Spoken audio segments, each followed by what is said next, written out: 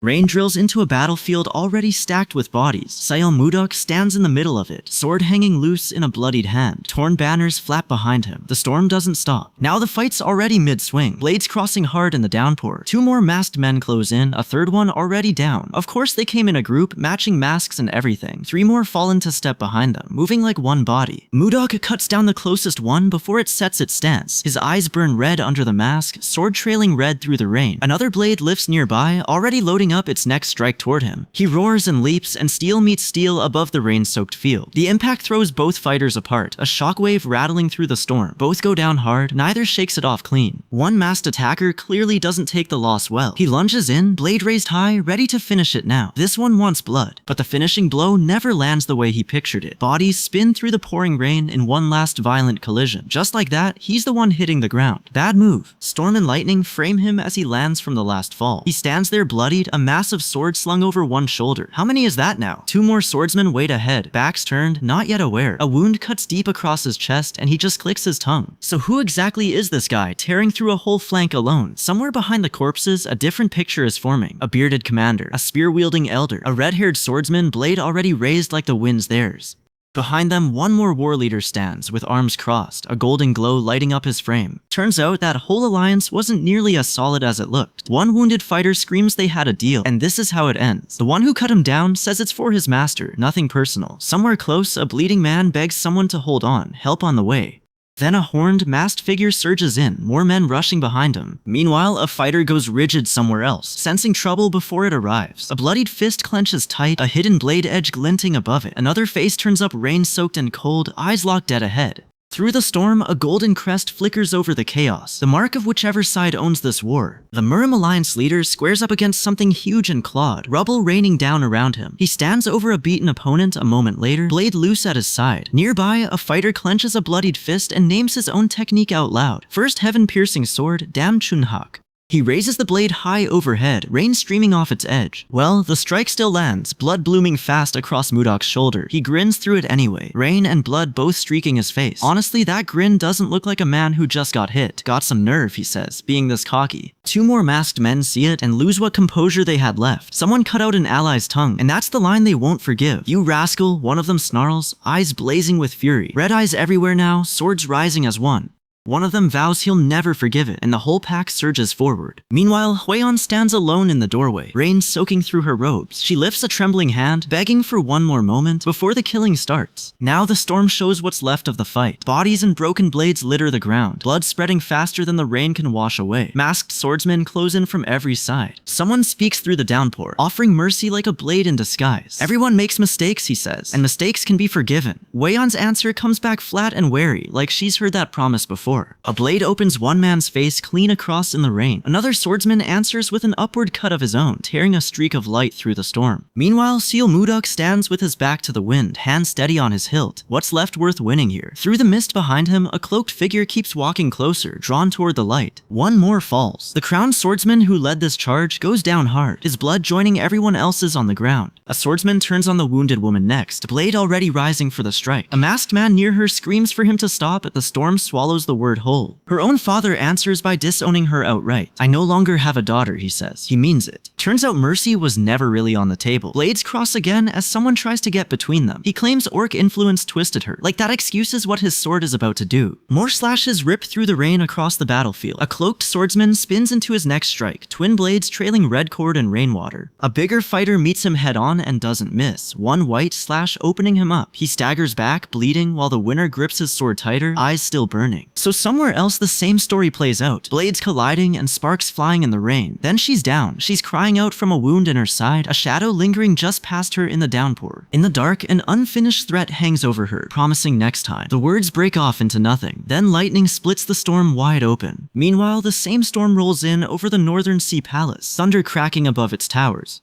Through the blur, a new scene resolves. Seal Mudok sits on his throne now, bandaged hands folded, white hair loose over red and black robes. He's the undefeated master of the Northern Sea, ruling from the seat this war paid for. Now a report comes in from the hall below. The Ice Pavilion sent envoys, Lord Bai Muyue among them, to negotiate peace with the Martial Alliance. Instead, they met the Murim Alliance in battle, and every one of them was wiped out. Ice cracks through the air before the report even finishes. How does an entire envoy just vanish? Somewhere in the storm, masked figures stand together, light crackling behind them. Seal Mudok is already moving, blue flame wrapping around him as he leaps down the stairs. Unforgivable, he says. His eyes are already burning, and he won't be stopped. Now the rage breaks loose, dark energy bursting out like jagged wings. He stands inside the swirling ice, fists locked tight. His eyes burn a cold, furious blue. So he walks into the rain, flanked by masked swordsmen and a demon-faced honor guard. Not exactly subtle. The storm swallows him whole. Turns out the memory won't wait. A wounded fighter grits his teeth in a fortress of planted swords. Did the Ice Pavilion die for nothing, he wonders, gripping a blade snapped clean through. The battlefield answers him. Broken flags, frozen blood, bodies scattered across the ridge. One more fighter lies collapsed nearby, barely breathing. Well, even Mudok nearly went down that day. Blood on his face, power scraped dry. He wonders if this is how he dies. Someone screams his title into the storm, Northern Sea Palace Master, and the name spreads fighter to fighter. A horned monster looms over him, tusks bared, sure of the kill. Mudok answers with white energy that swallows the dark. No contest. Meanwhile, two figures approach through the bloodied snow under red flags. Why, he asks, grief crashing into disbelief. A masked man stands nearby, sword drawn, silent. Naturally, Mudok turns on the killer. Why did you kill her, he demands, while another hand locks around the old man's sword wrist. Letting her live, the old swordsman snarls. Would have been the real mistake. He turns his back to the wind, snow tearing at his cloak. Then he lets the ice loose. Blades burst out of the storm around him. The strike cuts clean through him, and he goes down choking on disbelief. After everything, is this really how it ends, he wonders. Blood sprays across the snow. A memory flashes behind his dying eyes, a girl on his shoulders, laughing. Now it's the masked man falling instead, blades driven clean through him. Huion, the old swordsman, breathes, and that's the only word left in him. The memory won't let go. The father rounds on Huion, demanding why she chose a barbarian over her own blood. The masked man bolts across the rooftops, and another blade falls on the old man mid-snarl. A muscular arm swings down, sword flashing bright. Someone with a bow-shaped hair ornament spins clear, blade light streaking past her shoulder. So it ends where it has to. Dam Chunha goes down that night, wounded and roaring amid the flying debris. The 6-year Great Blood battle is finally over. Word of it spreads far past that battlefield. They call him the living legend of the Northern Sea. The Northern Sea Palace Master, Seal Mudok. He shows no triumph for it, and just looks up at the moon, saying nothing at all. The moon holds his stare one more beat. Wind snaps his hair, and he turns for the palace. Now the shot cuts to the Northern Sea Palace. Dragon carvings catching the crescent moon. Inside, a single flower glows in a white vase, the room quiet around it. He cups it, chin resting on his bandaged hand. Is this flower really all he has left of her? So, he remembers the night before, pen paused mid-stroke at a footstep behind him. Huion rushes in with the same vase, beaming, and begs him to look. He leans back, caught off guard, the question dying on his lips. Her eyes well up as she holds the flower. His bandaged hand drifts toward the vase, careful not to spoil the moment. A strange sound catches in her throat, gone before he can place it. She hugs him tight. Inside, all he feels is gratitude for her smile, for this one flower. Alone with the vase, he decides, fill the whole garden with these flowers. Well, right now, in his hands, the same flower flares bright again. The lotus of love, blooming twice. What could that mean? He calls his shadow retainer Mu Young and gives the order without turning around. The shadow kneels. Yes, sir. A few days later, sun over the palace roofline, birds cutting the sky. The Manbaka gather inside, robed scholars murmuring in the shadowed hall. One elder can't work out why the palace summoned them. A voice booms, come forth, and the elders go pale on the spot. Honestly, nobody in that hall has a clue what happens next. One old man just shouts at the sky, like it might answer.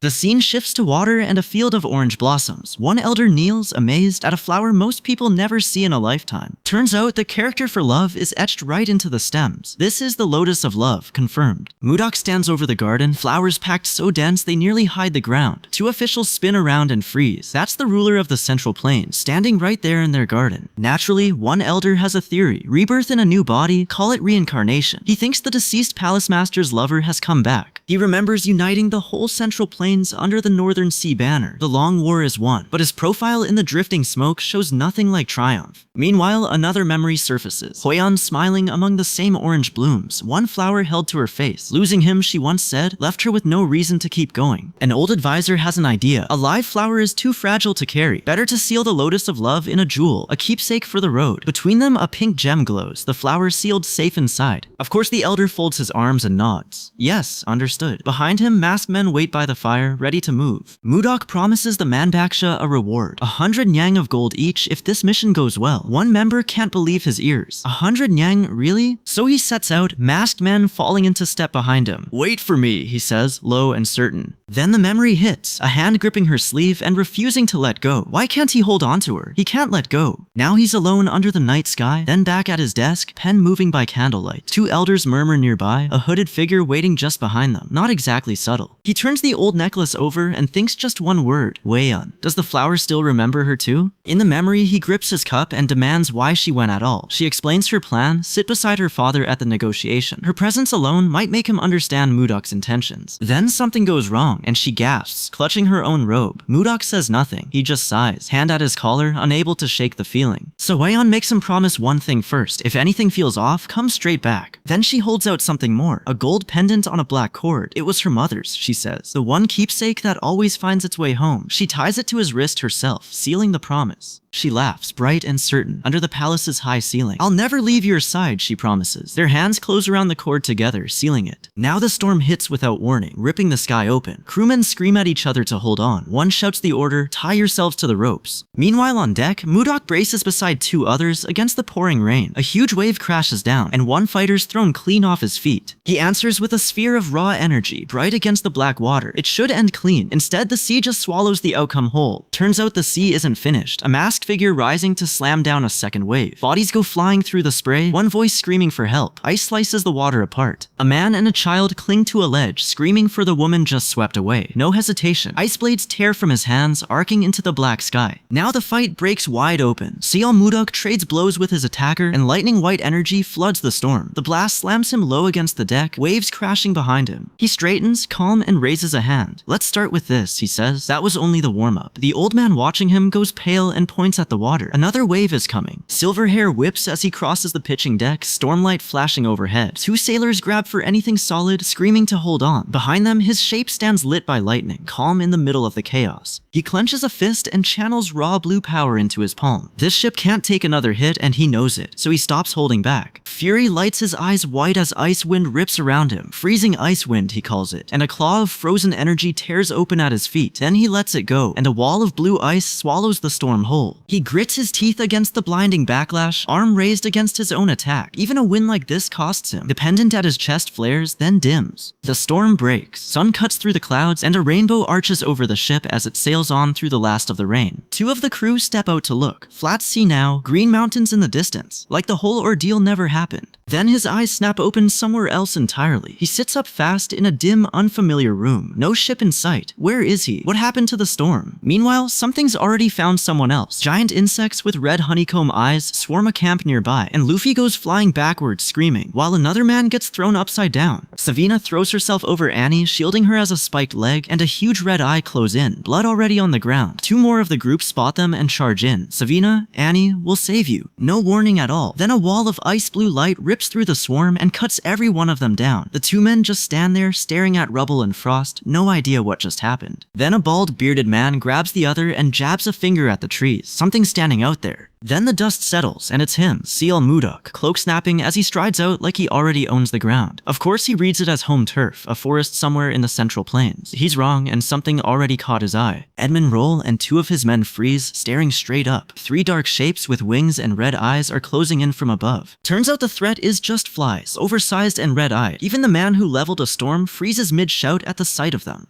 Flies? They're already diving in, trailing dark tendrils behind them. Villagers scatter for knives and pitchforks. Mudok steps out front and draws his blade. So he lifts off the ground to meet it head on. One question won't leave him. Foreigners and now giant flies. What's happening to the Central Plains? Divine white ice palm. Spikes of ice tear the sky and swallow the nearest fly whole. It freezes solid mid-scream, eyes still open. Behind him, the sky detonates, ice and force ripping outward in one blast. He doesn't even flinch. Just like that, he walks out of the smoke like nothing happened. happened? One villager freezes, cleaver raised, sure this stranger is coming for him next. Wrong villain. Mudok's hand snaps out past him, and a blade of force shears the air by the nearest building. Meanwhile, he's already diving after the rest of them, hair and cloak streaming behind. Ice bursts on impact and shatters into 1,000 shards, raining down across the whole valley below. Now he strides forward and unleashes the ice palm again. The blast tears across the field toward what's left of them. This is more than enough for some pathetic bugs, he mutters, and doesn't look back. Edmund and Leo flinch, sure the wave's about to take them with it. It roars past instead, and someone in the group just gasps that it's impossible. Mudok stands in the settling wind, muttering to himself, not looking pleased with any of it. Edmund talks fast, but none of it lands on Mudok, so he asks straight out, does anyone here speak the language of the Central Plains? Silence answers him, and one question won't let go. What exactly is this place? Edmund throws his hands up, eyes shut, muttering, how should I even explain this? To be fair, it's not an easy pitch. A stranger shoots ice in front of everyone and doesn't even know what country he's standing in. Naturally, there's a flash of light for the group's benefit, just for show. Edmund's eyes go wide, mouth open like he's just landed on the answer. Edmund tries again, properly this time. Edmund Roll, leader of the Roll Merchant Association. Someone conjures the whole picture of magic just to make the point. A glowing sword, a shield of light. Edmund just points and gapes. This guy shot ice at them and doesn't even know what magic is. Pardon? Edmund blurts, gawking like he heard wrong. Mudok just conjures another swirl of ice from his palm, plain as breathing. He flicks 2 fingers, and a faint sparkle trails off unnoticed. Edmund doesn't catch it. He just wants to know where this stranger is from. Mudok's jaw tightens. Explaining any of this is going to be a mess. Now a glowing hand reaches down toward Edmund's head, slow and almost gentle. It doesn't look like an attack. Edmund isn't sticking around to find out. He drops backward in a full panic, sure of one thing. This man is crazy. Sunset settles over the mountains, and Mudok finally lets out a long breath. Night falls. The group sets up camp, fire crackling, Edmund roasting food with his back turned. From his perch above the fire, Mudok asks it straight. Does he even know where he is right now? Turns out, Mudok finds it absurd, not knowing the Central Plains while apparently standing in it. Edmund corrects him straight. This isn't the Central Plains at all. It's a forest outside Barhan, capital of the Drake Kingdom.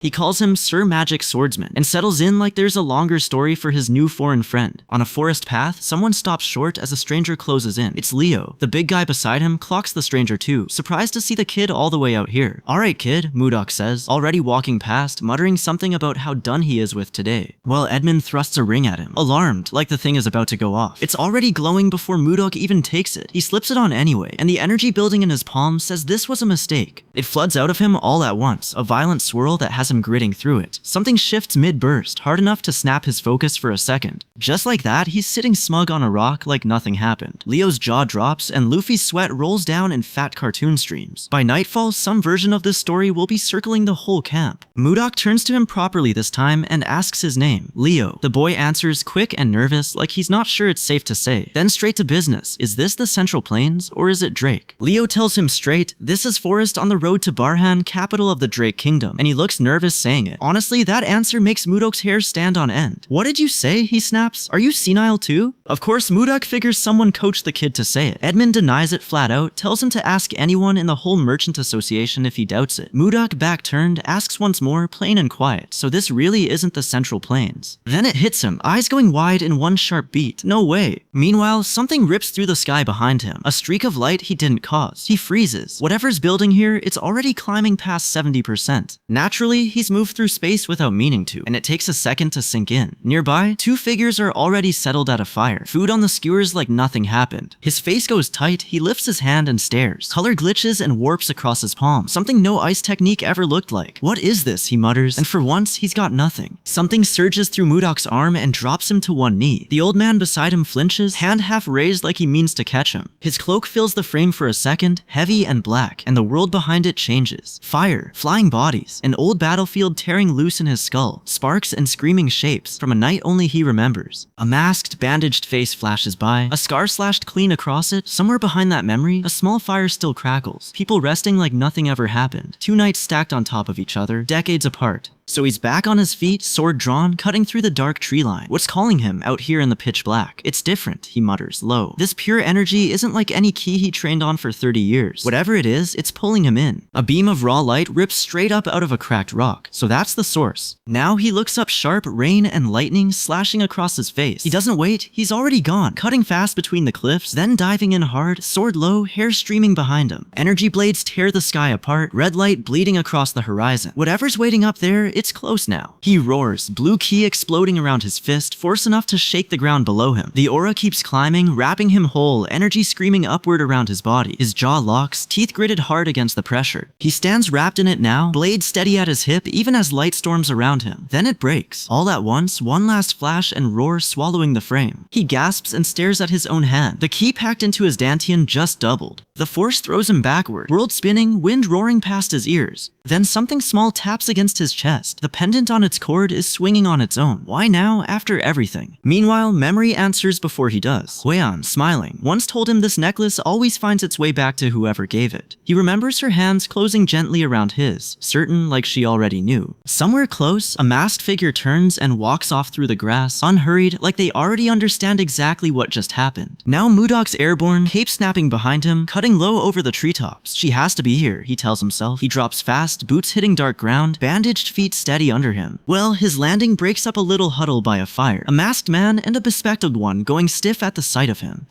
Someone clears their throat, loud enough to cut the silence in half. Of course, Mudok doesn't bother easing into it. He plants himself in front of them, cloak snapping, that flat cold stare doing most of the talking. One man freezes, the other just watches, sharp and wary. He doesn't waste time on pleasantries. He had business to handle, he says. And now he's got a question. The younger one nods, tense. Honestly, the kid can't resist a jab of his own. He grins, calls him a mountain man who knows nothing about this place. A flash of light, and the scene shifts. Naturally, by full dark, a small crowd of villagers has gathered around him, murmuring, half in awe. Trained in the mountains, he tells them, just come down to see the world. Word like that doesn't stay quiet for long. Luffy's jaw drops. He calls this masked stranger a real Western barbarian. Wow, straight out of a story he'd only heard. Mudok just laughs it off, leaps ahead, and waves the whole group on. Turns out Luffy wants proper introductions before anything else. He gives his own name, then grins up and asks, "What about you, Sir Magic Swordsman?" Mudok doesn't bother correcting him. Of course, one villager just crosses his arms and scowls, unimpressed by the whole show. Not everyone's buying it. That night, Mudok starts learning the language from Luffy, tracing a hand-drawn map by firelight. Then the truth lands, quiet and enormous. This isn't a foreign land, it's an entirely different world. Meanwhile, the land's shape is wrong, nothing like the maps back home. The writing isn't Central Plains script either. He stands there in the rain, silver hair damp, and lets it settle. Now Mudok learns this whole world isn't just human after all. Elves and dwarves walk it, glowing arrows and ornate armor and all, and beastmen too, fanged and scaled. One rabbit-eared beast woman smirks, blade-like claws crossed, daring anyone to try her. Then dragons, fire-wrapped, red-eyed, wings and claws, and nothing that wants to fight them twice. Nearby, a boy wonders what else this world could be hiding. A masked knight looms behind him in the dark, silent, back turned. So a scream rips through the dark. Mudok spins toward it instantly. What's out there? Then he finds her, a blonde girl, terrified, knife pressed to a smaller girl's throat. "I'll kill you all," she screams, backing away. Nearby in the swamp, another victim reaches out, face scarred and bandaged. A young man kneels helpless at their side. Naturally, the blonde girl sobs, clutching the smaller girl tight against her. The blade's edge kisses her throat, she gasps. She raises the blade high, not to strike the girl, but to shield her, insisting she's still whole. Then a voice cuts through the dark, "Wait." Mudok takes it in without a flicker, eyes fixed on the dark tree line. What's really happening to these girls? Well, he turns to a terrified mother, child clinging to her back, and holds out a steady hand. The old healer stammers he knows no real magic, only a few remedies passed down through his family. Honestly, that's not exactly what Mudok's asking him. The old man startles anyway, fist raised.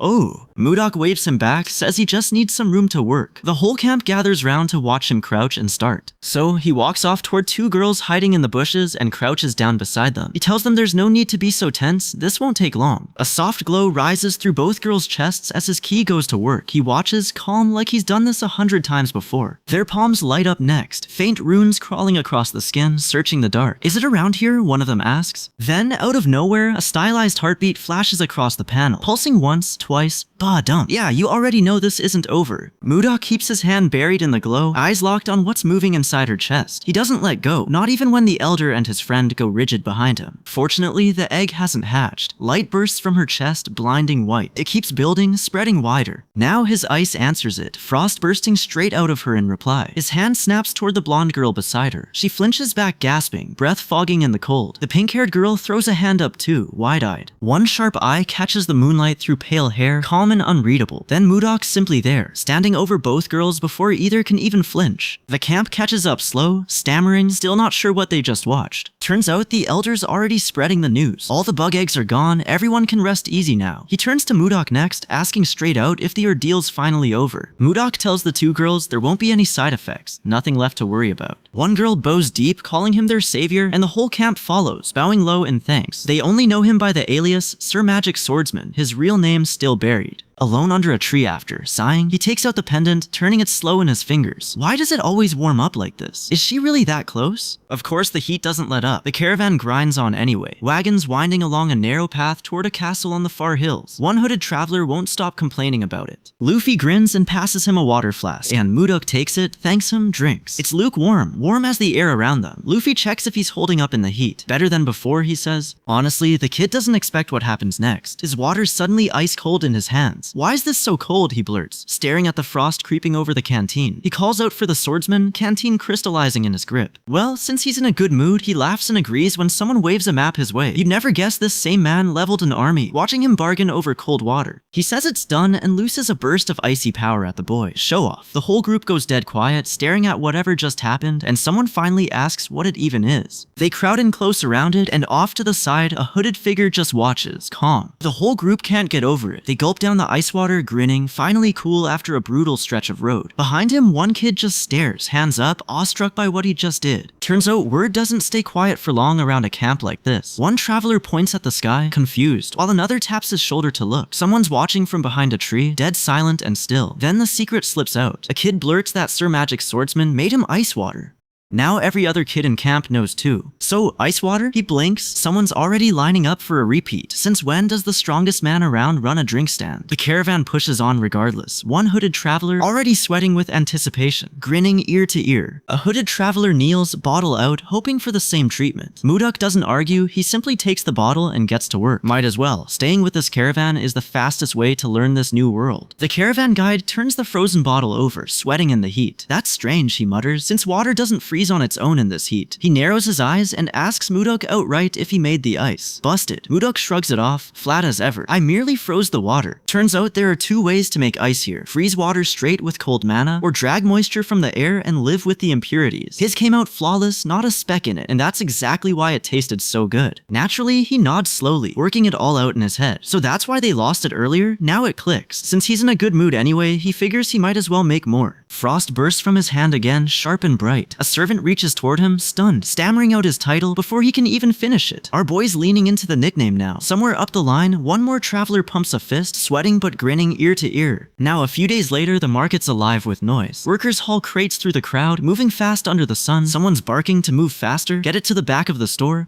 Then Mudok cuts loose. A wall of white-blue force rips clean through the rafters overhead. When the dust settles, he's standing over rows of barrels, frost still curling off his skin. Crack, crack, bucket after bucket freezes solid down the line, one after another. Just like that, he swings one glowing blade clean across the vats. Pure ice, cut and stacked by the batch, fast as he can move. This town's never seen a business quite like it. Mudok doesn't look back. Move faster, he snaps, and nobody argues. Well, the bald trader mops his brow, stammering through the same explanation twice. In his head, he's already scheming. The man isn't cunning, he thinks, but he's not doing this for free either. He floats a 70-30 split, then figures it can't hurt to push further. Mudok cuts him off with a smirk. 60-40, he says, take it or leave it. The trader gasps. Just like that, someone's already pulling out the contract. Under the chandeliers, he goes quiet, one hand finding the pendant at his throat. Why not use the deal to learn this world while he's at it? That's the real reason behind the handshake. Meanwhile, the ice keeps cracking behind him. Buckets filling faster than the math predicted. Business, he admits, is booming way past plan. That's when the door slams open. A clerk stumbles in, wide-eyed and out of breath. Whatever he blurts sends the old accountant reeling, clutching his ledger. Mudok just stands there, arms crossed, bandaged, and unmoved. Chapter 6 opens on a new street. Same ice, a much bigger crowd. So rooftops hum over a market thick with morning noise. Leo and Luffy push through the crowd with two more in tow, headed for the stalls. Somewhere ahead, the crowd flinches, one man's grip tightening on a friend's hand. A massive hooded shape looms over the noise, back turned, unmoved by the racket. Nobody's even listening, it mutters. Then the voice comes booming through the square. Quiet down, all of you. Lightning cracks overhead. One man grabs his skull, panicked. A voice in his head, not even spoken aloud. Turns out the voice belongs to him. Mudok stands with one hand still raised, calm as ever. Both flinch and mumble yes, yes, falling in line without another word. Nearby, a woman and her companion push back against a cloaked seller, ringed by masked guards. Honestly, the man isn't budging. Can't you sell us just a little? She asks. Mudok's eyes narrow on the standoff. What's this now? A hand yanks the woman back mid-argument. The scuffle spills into a chase, someone's foot already tripping the runner. Mudok settles it in 5 words. That group's out, the rest line up here. The sky goes empty and quiet, morning sliding toward afternoon. So the line states its business one by one. The Meiji Merchant Association, Count Slabe's butler Benjamin, then a rep from the Arista family. Edmund Roll can't stop grinning. He knew this would be profitable, just not this profitable. Of course, someone credits it all to Sir Magic Swordsman. This guy just yawns, eyes watering, not even pretending to care. Edmund keeps going. The association hasn't fully bounced back, sure, but this ice deal cracked the door open for them. Well, Mudok's had enough of the noble parade. One flick of his hand and the door shuts behind him. Edmund Roll follows anyway, and something in his face has gone heavy. Turns out Edmund's carrying an old wound. Years back, Duke Icarus used the Akasa Merchant Association to wipe out his house. He knelt alone in the blood, coughing, one ledger the only thing spared. Now he swears to rebuild the ruined Roll Association and vows never to quit until Icarus pays. Meanwhile, Mudok's back in his own room, dropping a bandaged hand onto the table. He flops onto the bed, spent, pendant loose over his chest. Business is booming, money's coming in steady. Time to start digging for real intel.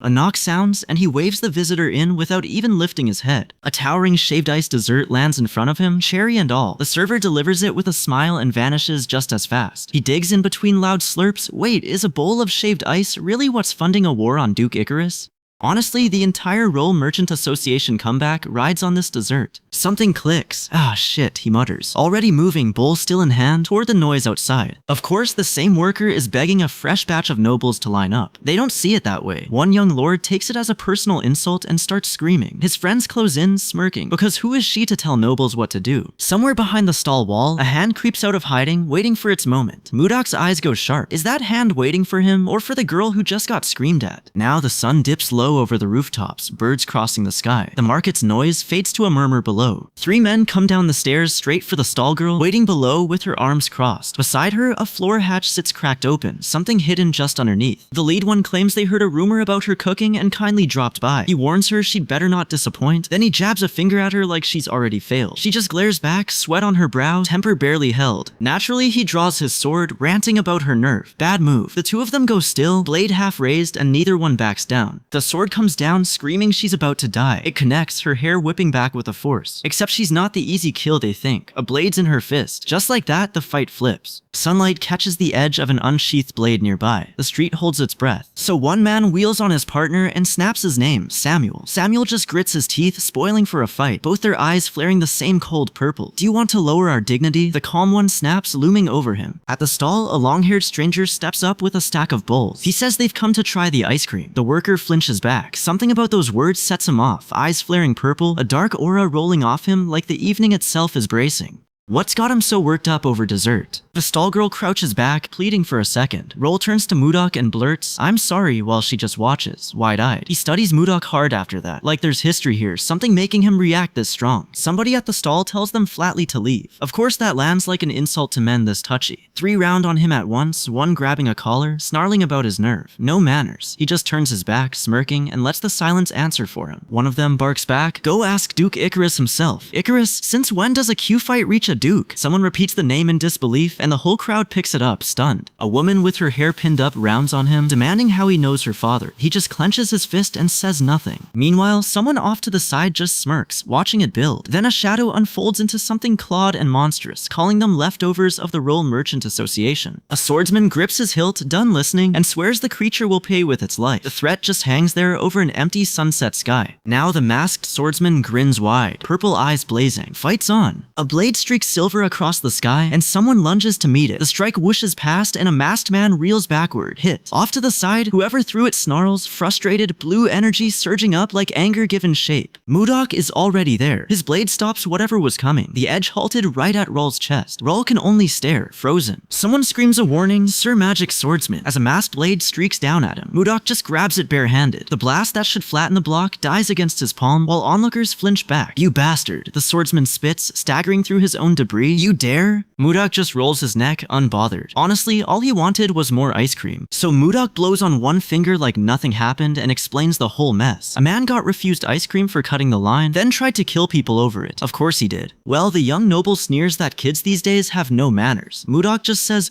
"What?" and the noble decides to take his opening. Mudok's eyes flash violet, and "this bastard," he mutters as the strike comes in. The noble swings down hard, screaming he'll kill Mudok too. He grits his teeth and steps in, blade blazing purple. The strike detonates into a wall of raw energy, and the blast sends him spinning through the air, debris flying everywhere. Still spinning, he swings for Mudok's back. The blade just misses, hair sheared clean. Mudok's face never loses its calm. A fresh slash cuts the air between them, and Mudok just smirks. "Oh my, how scary," he says. Not scared at all. The young noble leaps and swings again and again. Mudok slides past everyone, barely moving his feet. Impressive talent for his age, sure, but will that sword ever actually reach him? Not even close. Honestly, mid-swing Mudok muses about righteousness, reason, and harmony. He's not a narrow-minded man though. He'll just fix this kid's manners today, he says. One diagonal cut rips clean across the rooftops, petals scattering through the air like snow. Turns out a noble's attendant nearby loses it, screaming that no one talks to a noble like that. Mudok squares up, sword out, after images trailing behind him from sheer speed. One clean slash, and it's already over before anyone sees it land. For a second, his mind drifts to Hueon. That old attachment, he realizes, made him forget the rules of this world. In the end, he thinks, every truth comes down to one thing. Naturally, Mudok draws his sword and lets it go. Formless chi. A wave of ice-white light rolls straight at the young noble. He should be flattened. Instead, his bare hand catches the blast hold, and a swirl of dark red energy answers it. The shockwave that follows rips the air and shreds cloth around them. What exactly is he pulling out of the dark? Mudok's blade finds its mark, cutting straight through the eye, etched into his gear. "My wrist," the noble screams, clutching an arm that won't work anymore. He drops to the ground, sword clattering beside him, blood pooling under his hand. He coughs, reaches out weakly, and goes still. Mudok watches in silence, eyes narrowed, saying nothing else. He could finish this. He doesn't. Not yet. Not in a world he still barely understands. Now, Mudok is walking with an elderly companion when something snaps his focus. He's picked up on it before anyone else even reacts. He looks up sharply. Somewhere below, a blade flashes, and a stranger nearby goes pale with fear. Meanwhile, a man in dark clothes drops, bleeding out on the ground. One attacker stands over him with a drawn blade, while a third bystander bolts. Rain pours down. Armed men charge in, blades drawn, one of them shouting he's found his target. Now his eyes flash white, and the breath he lets out is pure recognition, not relief. Something's already happening below. He plants himself between the two men, glowing eyes cutting through the dusk light. One flinches back before Mudok even moves. He grabs the other by the face. "Move." Of course, some idiot swings first, laughing like it's already won. It never lands. Frost gets there before the fist does. The man locks up mid-swing, ice crawling up his arm. A masked man steps up next, flame blooming at his fingertip. Sure, he's got something new. "Then let's see how long you can last," he grins. Then he slashes in, a blade of raw light aimed straight for Mudok's throat. The strike lands before the sound even catches up. A thack and a twack crack over the rooftops. Then the masked man's hand is gone, sheared off clean, blood misting the rain. Two more swordsmen step in as he crouches over the stump, and Mudok doesn't even slow down. He just keeps walking, bandaged legs closing the gap through the rain. Meanwhile, Edmund Roll grabs his dazed aide by the collar and shakes him, ordering him to his senses. Another wrist slaps down onto the stone, scorched black where the blade caught it. Roll just stares, white with shock, and Mudok's already looking his way. Honestly, this one's weaker than he'd guessed, barely worth the swing. Should he even stop? He doesn't know this world's rules yet, not enough to justify a kill, so he lets it go. Turns out the man forces himself upright, shaking, and demands to know who did this to him. Then he screams his own name like a threat, Justin von Icarus. You just met the Duke's son, and he already hates you for it. Silhouetted against the last of the sunset, the beaten man still refuses to bow. He doesn't repent, only spite, wine dragging rubble past his boots. Mudok's eye flashes. Should he just end it here? Naturally, the ones with swords take it personally, screaming about nobility and being ignored. Mudok's answer is one clean arc of his blade. Somewhere in the crowd, an eye goes wide. One guard folds mid-strike before he even lands it. Word starts moving already, some kind of magic swordsman they're calling him. Now he stands easy, energy coiling white around the weapon in his hand, grinning like it costs nothing. Nearby, the last guard grits through it, jaw locked, sweat cutting lines down his face. Just like that, he names it. Sword Sphere. One last scream, then it lands. Sword Chi tears through the block in one boom, the blade still trailing light and mist behind it. Justin drops to his knees, blood soaking his sleeve leave, his men just shiver. A horned shadow looms over all three. Didn't a severed wrist already make the point? Mudok doesn't think so. He grins, hauling up a club. A club's the best remedy for scum. So he swings again, still mid-lecture, blade flashing white. The strike lands in a burst of ice light, and a scream rips across the rooftops. Well, the rooftops go quiet again, gold light settling over the town below. Mudok barely reacts, brushing off Justin's screaming like static. Bloodied and furious, Justin still finds the breath to threaten him. "I'll take your head and stomp on it." Just like that, he's groveling. Justin drops to his knees, swearing he'll never make that mistake again. Will a beating fix a noble's pride? Honestly, probably not, but it's a start. Mudok smirks, club on his shoulder. Nothing's better than a good beating. Of course, Edmund tears up with relief, his aide sweating beside him. Someone off to the side calls out their thanks. Mudok just shoulders the club and walks off, done for the day. Meanwhile, the story jumps to a grand castle under a cloudy sky. Another conspiracy is already brewing, sunlight spilling quietly over the mansion gates. Inside, a council gathers around a long table, Edmund among them. A red-robed noble stands with his staff as a white-haired official crosses toward the king. The official reads from a report an informant in the Serbia kingdom sent word days ago. The king orders Count Slave to speak, eyes still closed. The report names him Duke Sergio von Icarus, then it names someone else, and the king's calm breaks. "Anos?" he blurts, sweat breaking across his face. Now the whole hall stirs. Count Crash breaks a sweat and asks if it's true. Another noble just clenches his jaw, saying nothing. Baron Arista says the name that matters. Ainos, one of the 10 swordmasters on the continent. His hand tightens on his sword hilt. Turns out Anos turned down every bribe he was ever offered. He just wandered the continent, loyal to no faction. Honestly, you have to wonder what pulled a man like that out to Hazen. Sweat beads on their brows. Leo leans in with a theory. Maybe he fell for someone. And Edmund blurts, "Who is she?" Turns out it's someone they all know. A ghostly shape looms behind the old official's shoulder. Princess Daphrin. If she really wields a blade like a swordmaster, Hazen just doubled its strongest names. Hazen pushes east. Serbia grows rich in the south, and the Java Empire creeps in from the west. The king can't sit on his hands, so he turns to the court. What should they do? One official floats an idea. Maybe they should grab territory too. The king's face goes slack. Behind him, the whole hall murmurs, except for one stone-faced man standing apart. Now, one man already knows why nobody wants that. Head north, and you're pushed out of the power game for good. At his hip hangs a jeweled sword and a fur-trimmed crimson robe, the mark of real rank. Edmund's world tips sideways, fist clenched at his own collar. Moments later, he's walking the grand hall beside a fair-haired stranger, both of them stiff with formality. Well, the room goes quiet except for one heartbeat drumming under the lamp.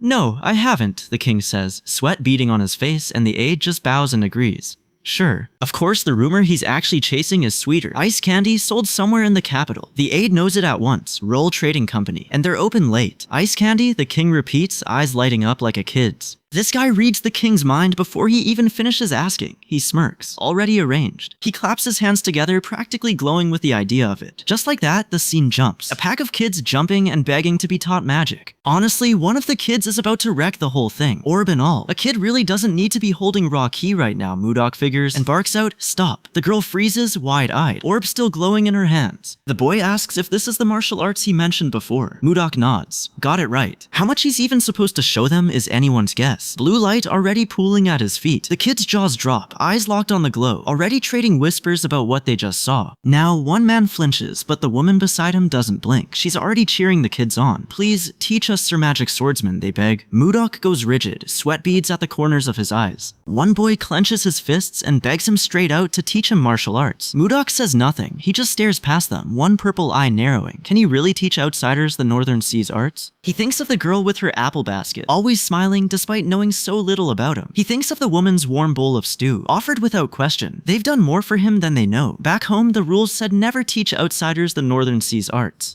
But this isn't home anymore. Turns out the boy's already plotting something. Then it hits Mudok, late as always. Wait, kids, he never actually agreed to teach children. Somehow he ends up hovering right in the middle of it, bandaged arms flying genuinely into it now. The boy howls with laughter, thrilled they'll finally get to use martial arts too. Mudok slams the door before it gets any louder. "Sleep well," he barks. Just like that, the conversation's over. Meanwhile, alone, he cracks the window open, bowl still in hand, and lets the night wind hit his face. There's no time to rest, he tells himself, and steps out into the dark. A streak of light rips across the night sky, then Mudok's already there. He swings, and the scream splits the dark. Steel meets a masked fighter's blade in a burst of sparks. Who sent this one? He doesn't wait for an answer. Two men hit the slope together, gasping, sliding down a dark cliff side by side. Of course, the blonde one thinks bitterly. Ambushed on an ice candy run, nobody saw this coming. Something hisses past an ear, too close, too fast. A bald, scarred fighter jerks back, teeth clenched, chain weapon already up to guard. A fist ignites, then two fireballs tear through the air, dead on target. Fire bursts First, the skull-masked caster screams and lets a second pair fly. They slam into a robed figure's feet and the whole clearing goes up. Someone screams. A blade presses to the blonde man's throat just as the fireball drops. He should be finished. Instead, he grits through the burn, glares up through the smoke, and doesn't go down. The blast swallows a whole silhouette, and the explosion cracks like thunder. Somewhere in the smoke, a hooded man screams a single name into the flames. Whatever just happened to Cotton, it's bad. Now the king tears through the burning trees, calling one name into the smoke, Cotton. He finds him on his knees, gripping his sleeve like he can't believe the king ran in himself. Cotton can only stammer his title back. He swears he's fine, waving off the wound like it's nothing. Honestly, that's not what alright looks like. Not with blood soaking through his sleeve. The king sees it and his voice cracks. He's bleeding. Meanwhile, another voice screams the king's title through the smoke. A warning from somewhere out in the dark. An officer catches the order and simply confirms it. Cotton lifts his bloodied hand and waves off the concern. Bigger problems than that. The commander bellows at the line to hold, reorganize, stop breaking. Soldiers surge forward again. Swords up, no mercy spared. Turns out the enemy's giving the exact same order. Their crescent mask commander points his axe-wielding man at the same targets. Leave no one alive. The man just answers yes and moves. A skull-masked swordsman lunges first, blade already swinging down. One exhausted soldier raises his sword alone to catch it. Then two more masked fighters close in around him. 3 against 1, with fire closing in too. Another blade rises overhead, aimed at the same worn-out man. He braces, sweat cutting through soot, then slashes back with everything he's got left. Just like that, steel finds flesh, and someone screams. Their swords lock in a blinding cross of sparks. Blade lock to blade, he demands. Who sent you? The hooded attacker refuses to answer. Doesn't matter, he says, you're dying anyway. So the survivors regroup among the wreckage, thinned out by that earlier magic strike. Lose here and what is left of any of them. He reads it in the enemy's eyes, and his own eye hardens, resolve replacing fear. Well, across the clearing, a hooded mage throws both arms to the sky, fire answering the call. Someone swears, another magic attack. The cry goes up to shield the king. Gather round, protect his highness. One soldier swings to block what's coming, though there's no stopping this. Of course the mage waits until the flames are already lit to glow. Too late now. He grins. The spell dies in his throat before he can finish it. Seal Mudok's ice beam cuts down out of the dark, freezing the night itself. You knew fire wasn't winning this one. It slams into the masked mage dead on, throwing him backward in a burst of white light. One scarred fighter freezes mid-swing, eyes wide, staring at what just happened. The fight just turned. The dark shape hits the ground hard, cracking the earth around it. One of the king's men gasps, sweat breaking across his face. Behind him, a red-robed figure's jaw locks, teeth bared, furious. A scarred masked man rounds on him.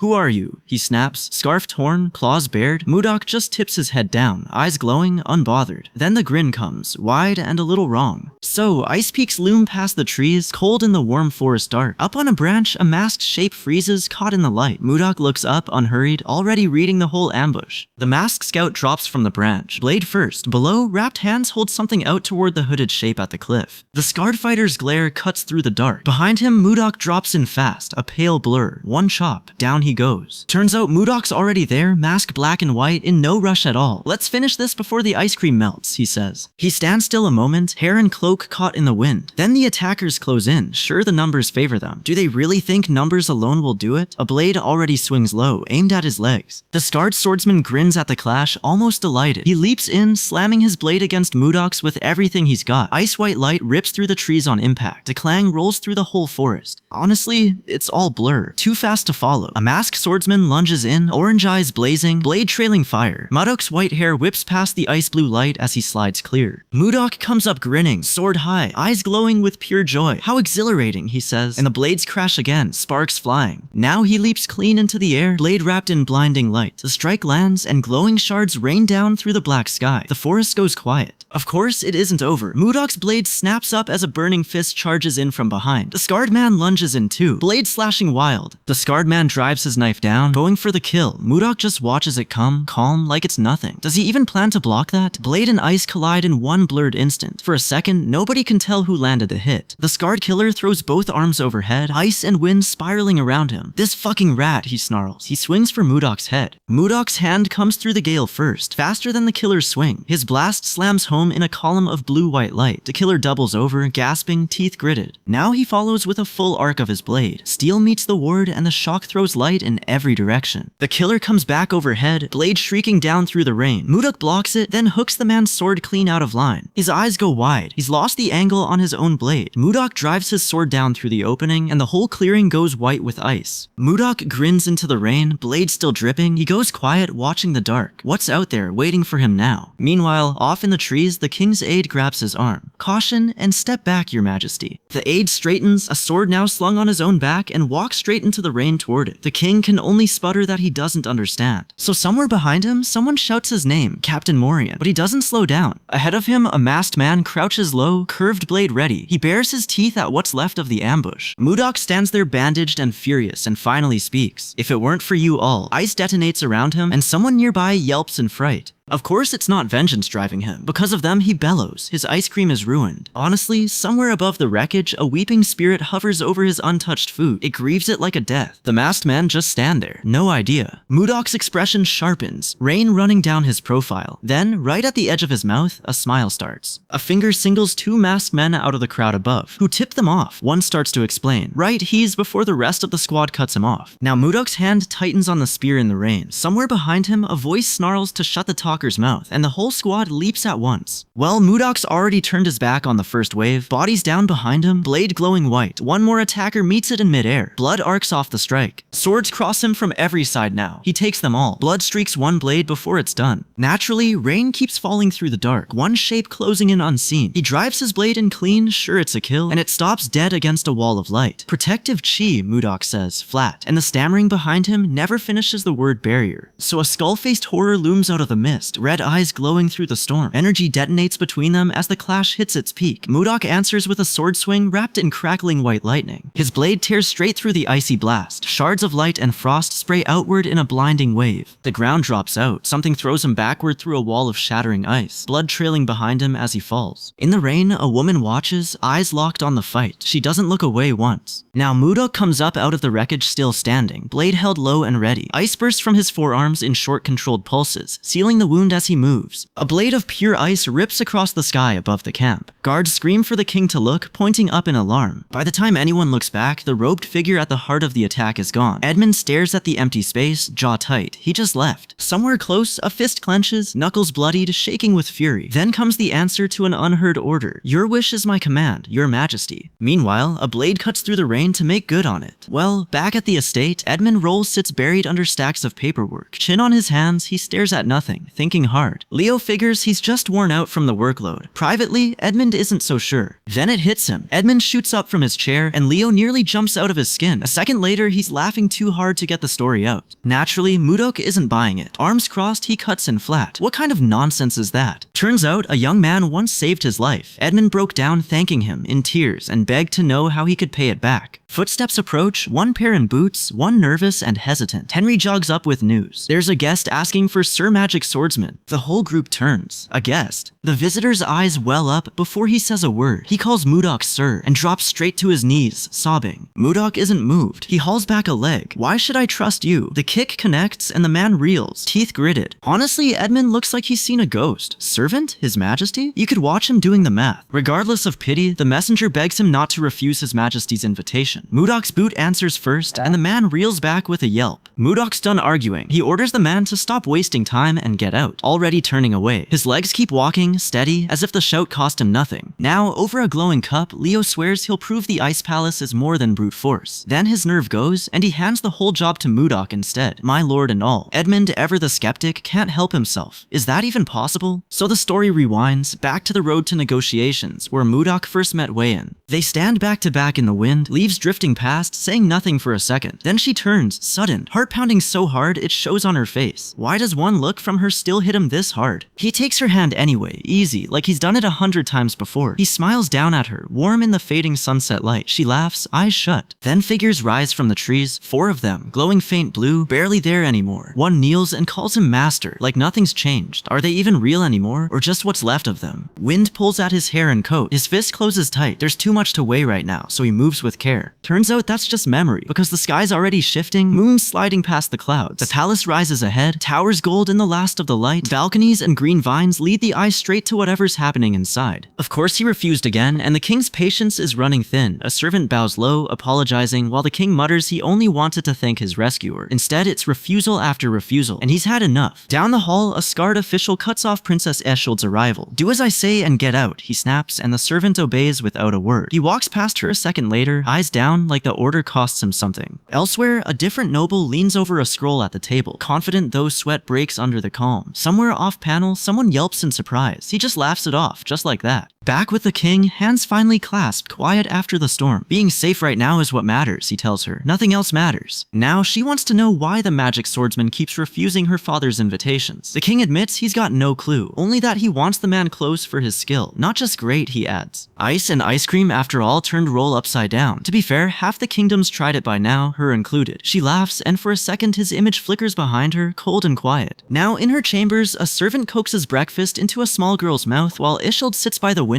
in the morning light, turning something over in her mind. The mage who made it, she realizes, is the man her father's after. Could it really be him? Meanwhile, she watches two children through the glass below, and it pulls her back. A memory. The two of them, small, sharing a bowl of something sweet in the sun. Her eyes narrow. She's got it now. Turns out, half a month of training is already enough. In the forest clearing, his students glow blue with fresh keys. Seal Mudok watches from the bushes, arms crossed, pleased with what he's built. The blonde girl studies the younger ones flaring to life. She still can't quite believe it herself. The key here, she figures, is just that dense. Then he steps out of the trees and claps once, calling for quiet. Training's over. A woman with an earpiece murmurs an order nearby, and a hooded shadow slips in behind him. He turns sharp, eyes narrowing. Something's off. Across town, the red-haired woman flinches at whatever she's just heard in her ear. His hand goes still and ready at his side. Beside her, a companion catches the smile she can't quite hide. Now, a voice drifts up from the rooftops below. "I've heard of what you've done," it says. Down in the market, the stalls sit quiet, waiting for whatever's coming. At a quiet table, an aide pours tea while she gets straight to business, thanking him for saving her father's life. He answers with nothing but calm and sharp eyes. She laughs, loud and unguarded. Then she turns on him, demanding to know why he brushed off the invitation. Sir Magic Swordsman. She's furious, fists tight around a cloth. He watches her expression and asks himself one thing. Is this really her? It's Huiyan. Of course, he just shrugs and agrees, tea still in hand, asking when he should go. The aide chokes on his words. She yells back, completely blindsided. Huh? Just like that, she's the one lost for words, leaning in with her mouth still open. He'd come to invite her himself, plain as that. She agrees to see him again, and he's already turning to leave. Except she's not just anyone, she's the princess. He sits back, arms crossed, already turning the whole country over in his head. Somewhere in memory, rain and steel flash by, a reminder of what carelessness once cost him. Honestly, he's not leaving anything to chance this time. He'll need Edmund's help to pull it off. Somewhere close by, someone starts to shout, the word coming out in broken pieces. Then the building outside lights up gold in the evening air, and the last word finally lands. Marriage. So Edmund flinches back like he's been struck. Mudok just says it plain. He means to marry Princess Isekai'd. Are you insane? The old official chokes out, gag device and all. Mudok blinks like the question makes no sense. Then he sighs, arms crossed, and waves him on to explain. Here's the weight behind that name. Isekai'd is the late queen's only child, the crown's sole legitimate heir. Meanwhile, across the room, Isekai'd stands alone by the curtains, thinking of a mother she barely remembers. She's calm on the outside, first in line for the throne, whether she likes it or not. They call him a foreigner of unknown origin, not even a knight. One elderly courtier just waves it off. Impossible. Of course, the room can't help turning it into a joke, roses and snickers and all. In that case, Mudok says and lets it hang there. Edmund gulps, hinting something big enough might change minds. Mudok's grin splits wide, and he's already grabbing the deal. Turns out the deal comes with homework. Edmund and his staff bury him in etiquette books, stacks of them, right there on the table. It's enough to get an act out of him. Now Edmund's done playing around. One more reckless stunt, he warns, and it's their business on the line. Behind him, the books catch fire, and Mudok's own key flares up to match. Mudok slumps over the books, eyes glazed, totally lost. Well, somehow it works. He straightens his collar and steps into the doorway, hair flowing, light at his back. For once, he actually looks the part. Meanwhile, Edmund's carriage rolls up to a grand hall, polished stone and clock tower and all. A mustached noble waves them in, all smiles. Do come in, hurry along. He straightens his collar and pauses. Why invite him now out of nowhere? Honestly, Isekai'd fidgets through the apology. She never meant to schedule this on a day like this. Mudok watches her closely, too flustered Blizzard to be faking it. Across the room, a courtier grips his chair, jaw tight, a batwing pin catching the light. Then his eyes narrow. A shape lunges out of the dark. Ice cracks through the air first, and the attacker's airborne before he even turns his head. He just smirks. Naturally, his focus lands on the one man who flinched. Who sent that? The dark-haired man curses, chest heaving. Then the hooded man cuts him off. Cease your behavior, Justin. Justin falls silent, jaw tight, then bows his head. He mutters that he understands, though something's clearly still eating at him. Now Mudok isn't done with him yet. Hand on his chest, all mock hurt, he needles him. Do you know how disappointed I've been all this time? Now Edmund wants an actual reason, not just the sulking. Fair enough. Out of everyone at this table, Mudok's the busiest, cranking out bucket after bucket of ice non-stop. He admits he's been dodging something else for weeks, and today it finally catches up. Well, Edmund laughs it off. With ice and ice cream both selling like hotcakes, no wonder he's slammed. Mudok thanks him for understanding, then can't resist a jab, needling him with some forgettable rival's name before landing on father-in-law. They settle at the tea table anyway. Business partners first, almost family second. Meanwhile, across the hall, the king mulls over the whole mess, hand on his face. Too hard a dilemma, just give him one name. Isekai'd bursts in without warning and cuts straight to the point. A title, not just any name, the one you're granting for him. One mustached lord goes rigid at the mention, jaw tight, eyes narrowing. Isekai'd presses the king directly. He saved your life, father, and an aide backs her up. Not just any man, the one who saved his highness, the king. How could anyone deny a good deed like that? The table nods around him, and the king clenches his fist and gives in. He can't turn a blind eye to the man who saved him. The court's memory flashes back to that night, a lone swordsman drawing steel between the king and death itself. Masked killers close in from every side, blades falling out of the dark, one skull-faced figure sure he's got the final strike. Mudok cuts through the ambush instead and kneels after, fist clenched, chest heaving, head bowed. Mudok turns one word over in his mind. Blizzard. Does it mean snowstorm in this world's language too? Small detail, but it sticks with him. Turns out the king wants more than thanks. This name gets to outlive them both. Passed down as long as Drake stands. The sword lands flat on a kneeling shoulder, and the hall goes quiet. Rise up, Baronet Blizzard, the king declares, and Mudok rises into the title. The king claps a hand on his shoulder, warmth breaking through all the formality. If it weren't for him, he says, none of this happens, and he means the thanks twice over. Of course, someone else is watching the same news land, mask down over his eyes, and he puts it to the men plainly. You all agree, right, sir? One soldier breaks into a sweat under that stare, tension written across his face.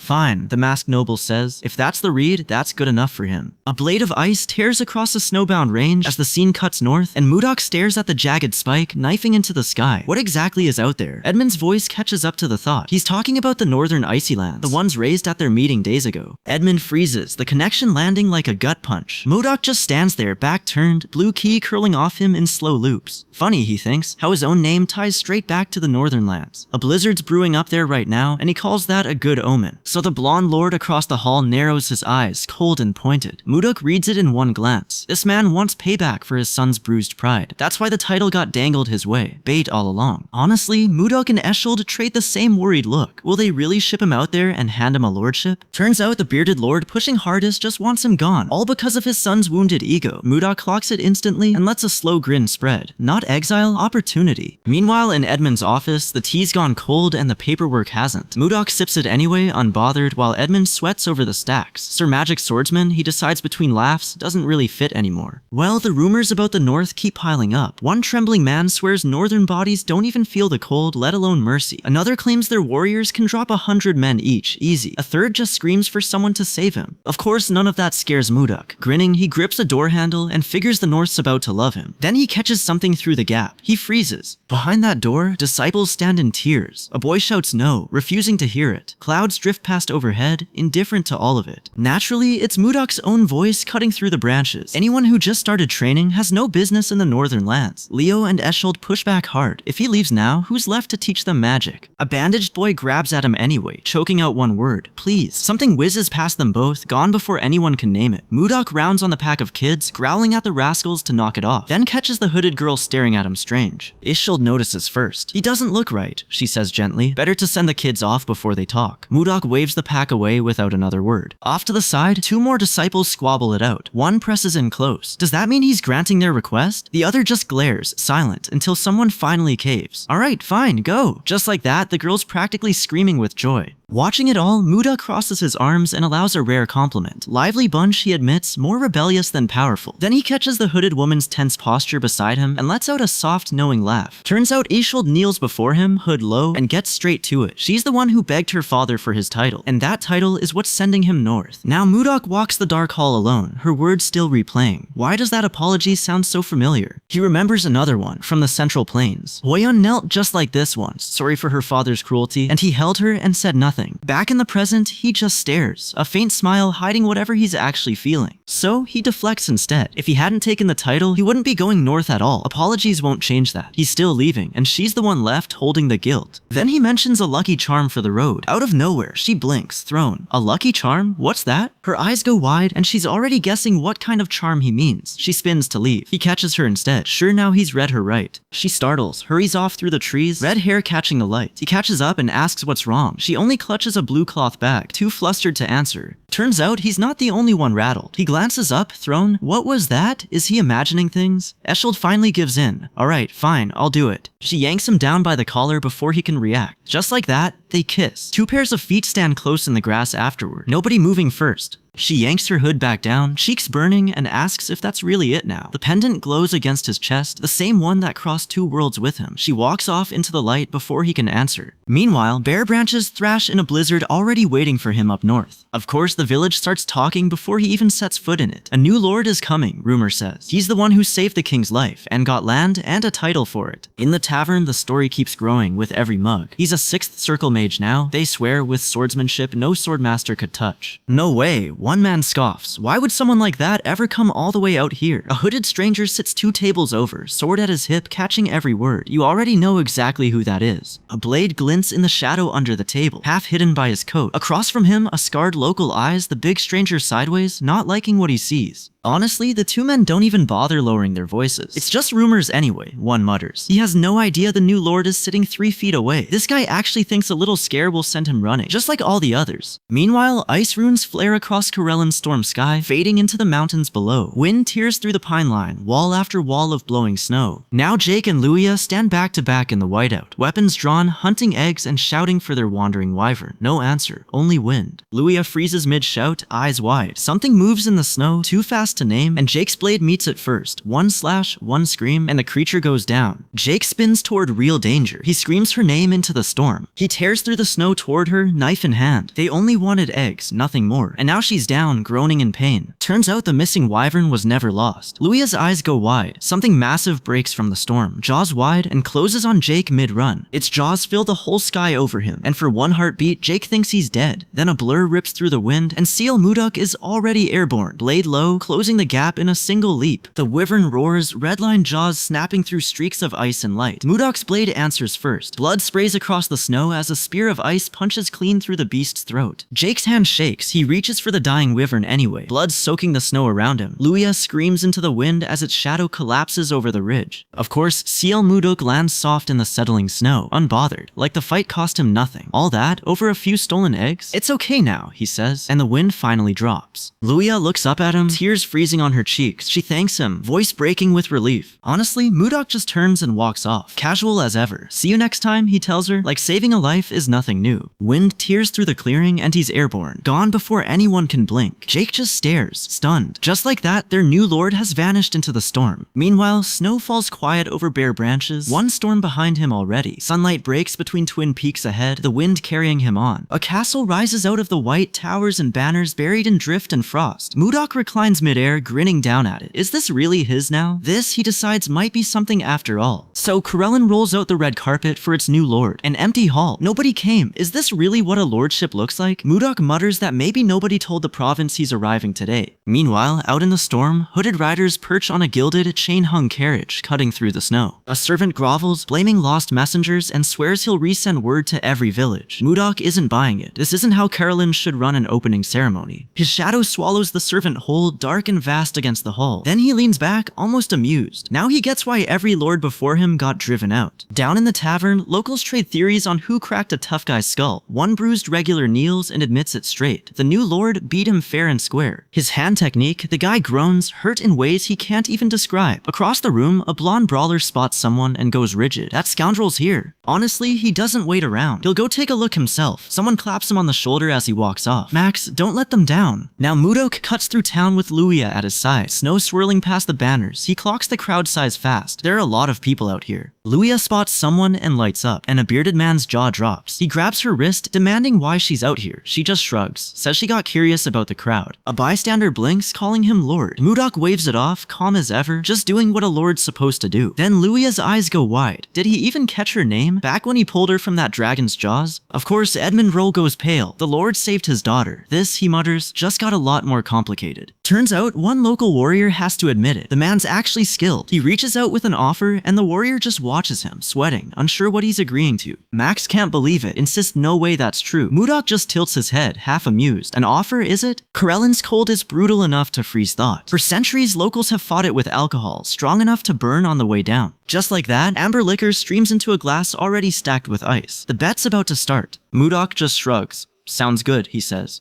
Someone warns Max the drink can burn him from the inside. He just snaps. Don't care. Naturally, word spreads fast. A bet against Max. Half the crowd already figures our boy's lost his mind. Now Max locks his jaw, eyes narrowed. The tavern packs in around a table stacked with drink cups, empty tankards already lining it. Round one's done. His daughter leans in, worried. Tells him it's not too late to quit. Max just grins back, teeth gritted sharp, and snarls readiness through the bandages. Of course he says no. Mudok watches unfazed, arms crossed, as Max's hand shakes toward the table. Max slumps, head down, propped up by the people around him. His daughter begs him to stop. Dad refuses, says he's not drunk yet. Mudok pours another round and says just 2 words, no tomorrow. Max grits through it and agrees to keep going. Honestly, this guy doesn't know when to quit. Max throws back a full mug in one go, sweating hard, eyes shut. The sound alone makes the crowd flinch. Mudok answers with a whole barrel drained in one breath, calm as ever. Max just stares, stunned. Mudok smirks, is this really the North's best? Just like that, somewhere near the cellar, another reveler goes down for the count. Mudok turns to face them, and the room quiets down. He gives the order plain. Everyone gathers at his castle in 5 days. Meanwhile, Snow buries the road to his castle over the days that follow. The gates wait at the end of it, banked deep in drifts. 5 days on, Mudok sits the throne alone, muttering, is that enough time for excuses? Naturally, a scarred warrior marches a small column of northerners into the hall, still on about broken promises. The hall goes quiet and he catches himself mid-sentence, waves it off, says he already knows. Then the group stops cold. Someone's missing. So, a woman just asks it outright. Is he really moving all of them into his castle? No, Mudok says they're pushing further north instead. His fist clenches, decision made. Someone shouts out in protest, and he's not the only one. Mudok just stands there, looking out over the frozen land ahead. Turns out the plan's simple. Gather the scattered and make them one people. One voice doubts it, chuckles, wonders if that even makes sense. Then someone mentions ice ogres, and a scarred man freezes. Ice ogres? So the scarred Northman lays it out. An ice ogre? A bear built from glacier and fang. Luia doesn't even blink. The scarred man cuts off the question and guesses out loud. Mudok's already met one himself. Mudok grins before the fight even starts, cocky and ready. The beast gets the first hit in, all claws and blood in the snow. Then one strike of blinding light answers it, and the arm left behind isn't his. Turns out the tail alone stuns the room. Everyone frozen by the doors. The scarred man has to admit that kind of skill isn't something he's ever seen. Words already spreading through the ranks as Mudok waves them off, dismissed. The whole column pours through the gates in the snow, castle walls swallowing them one by one. A lone tower keeps watch over it all, snowed under. Meanwhile, Mudok stretches by the empty throne, already planning what's left to do. Of course, Good Morning Lord catches him off guard for a second. It's Jake and Luia finally introducing themselves right. Coincidentally, he's just about to call for them, so don't get nervous, just follow him now. Now the storm hides a tower ahead, and someone up front calls, this way. They pass through snow-heaped fortress walls, torches burning against the white. Then 2 of them scream, sudden and sharp. Something's caught them off guard. Mudok just reaches out. Take those things back. Honestly, Luia asks about the wyverns, and Mudok admits he first thought he was just feeding strays. Now a dozen mob him, shrieking for food, while the scarred local calls the whole thing nonsense. nonsense. Since when did he become their mother? Luia crouches by the railing, watching the sleeping wyverns. Quiet for once. Naturally, Jake's already dreaming bigger. Train a wyvern, fly to Texton and comfort. Texton sits 1,000 kilometers west of Karelin, Gaia Kingdom's second capital. Mudok crosses his arms, turning the problem over. How does he actually tame these things? Luia ties her boot and asks if he's changed his mind. Then winter tightens its grip as the White Castle chapter opens. Something huge and armored gets caught mid-swing in the blizzard, Blade already cutting in. One more armored ogre goes down, Blade finding the gap in its guard. Just like that, it's over. So the march goes on. Mudok leads his people through the storm, snow catching in his coat. Someone calls his name from behind, and a young disciple admits what everyone's thinking. 3 days and 3 nights on the move, and people are running on empty. Of course, some of them still don't trust him yet, and he can feel it at his back. He tells himself the destination will fix that. Once they see it, everyone changes their mind. Behind him, the holdouts push on anyway, cold sweat freezing on strained faces. Then he freezes mid-step, hand locking around his sword hilt. Did he really beat every one of those guys, whoever they are? The rumor's already gotten away from him, mouth hanging open. Behind him, the line pushes through the worst of the storm in silence. Then her voice cuts through the wind again, calling for her master. Well, he turns back with a small, sure smile. She'll understand everything he tells her the moment she sees it herself. She just blinks back, cold and confused. Ahead, a massive dark shape looms out of the white, swallowing the light whole. What is that? Waiting at the edge of the storm? He just takes her hand and walks her straight toward it. The two behind him freeze, wide-eyed at what's opening up ahead. Whoa, one breathes out. This has to be the place Master told them about. Honestly, nobody expects what's waiting inside. A second cave hides inside the first one, and the water in it is still warm. One man can't believe a place like this existed in Karelun all along. The others just huddle together, shivering, grateful for the warmth. This place used to hide the ice ogres, he tells them. Now it's home. The crowd roars back, fists raised. They're cheering the man who dragged them through 3 days of storm to get here. Word already starts moving through the ranks. Their lord just turned an ogre den into a home. But something's already nagging at him under that calm. His eyes stay sharp, watching, waiting for whatever's coming. Now the settlers start staking their claim on the new home. One man throws a hand up into the flurry, grinning at the sky. A woman in a fur hat leans into him, smiling despite the cold. Meanwhile, Mudok's already planning ahead, telling his people where to stack the gear. All that's left now, he says, is waiting for the baby wyverns to come home. Then he catches a sound that doesn't belong. Sweat breaks on his skin. A hexagon of green light rips open, and somebody screams the words lightning bolt. A bolt tears down out of nowhere, arcing through the dark in a crack of electricity. Something reptilian roars under the blast, wreathed in green fire thrashing against it. Now a mage steps out of the dark, glowing white, lightning still crackling behind him. The blonde sorcerer nearly drops his spell at the sight of him. A mage? Here? Green light spins up in his hand as Mudok charges forward, wrapped in blue. He closes the gap in a blink, fist already lit with blue light. It ignites into a full burst the instant he connects. The blast tears through the dark like a blade of pure ice and fury. The mage starts his spell anyway, sure he has time to finish it. Mudok's hand closes around his throat before the words land. One strike and a wall of ice slams him into the ground. He goes down screaming. Snow swirls around Mudok as the shattered cave finally settles into quiet. Behind him, the doubters go dead silent, then start reassessing the man they followed north. Give it a day, and this story will be halfway through camp already. I won't show mercy a second time, he says, flat and cold.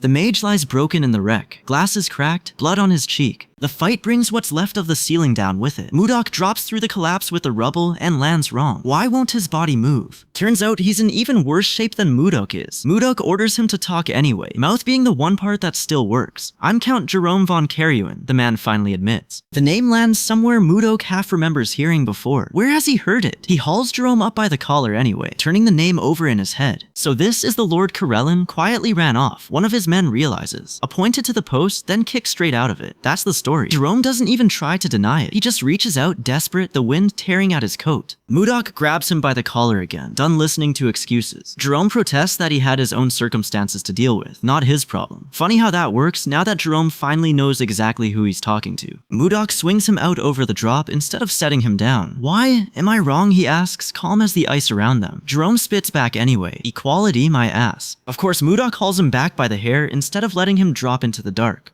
One more strike lands, hard and final. Jerome crumples onto the ice, finally done fighting it. Mudok raises a hand, warning plain and simple. Talk nonsense again, and he'll really kill him. Then he changes the subject completely, ordering the wyverns healed first and questions later. A masked companion isn't having any of the weight. The wyverns need it now, not later. So much for giving orders. Jerome flinches, hand on his chest, caught red-handed all over again. Mudok points at him, grinning ear to ear. He trusts his own judgment of people, and this guy just cast magic right in front of the Lord. Guts, he calls it. Jerome's hand flies up, flustered.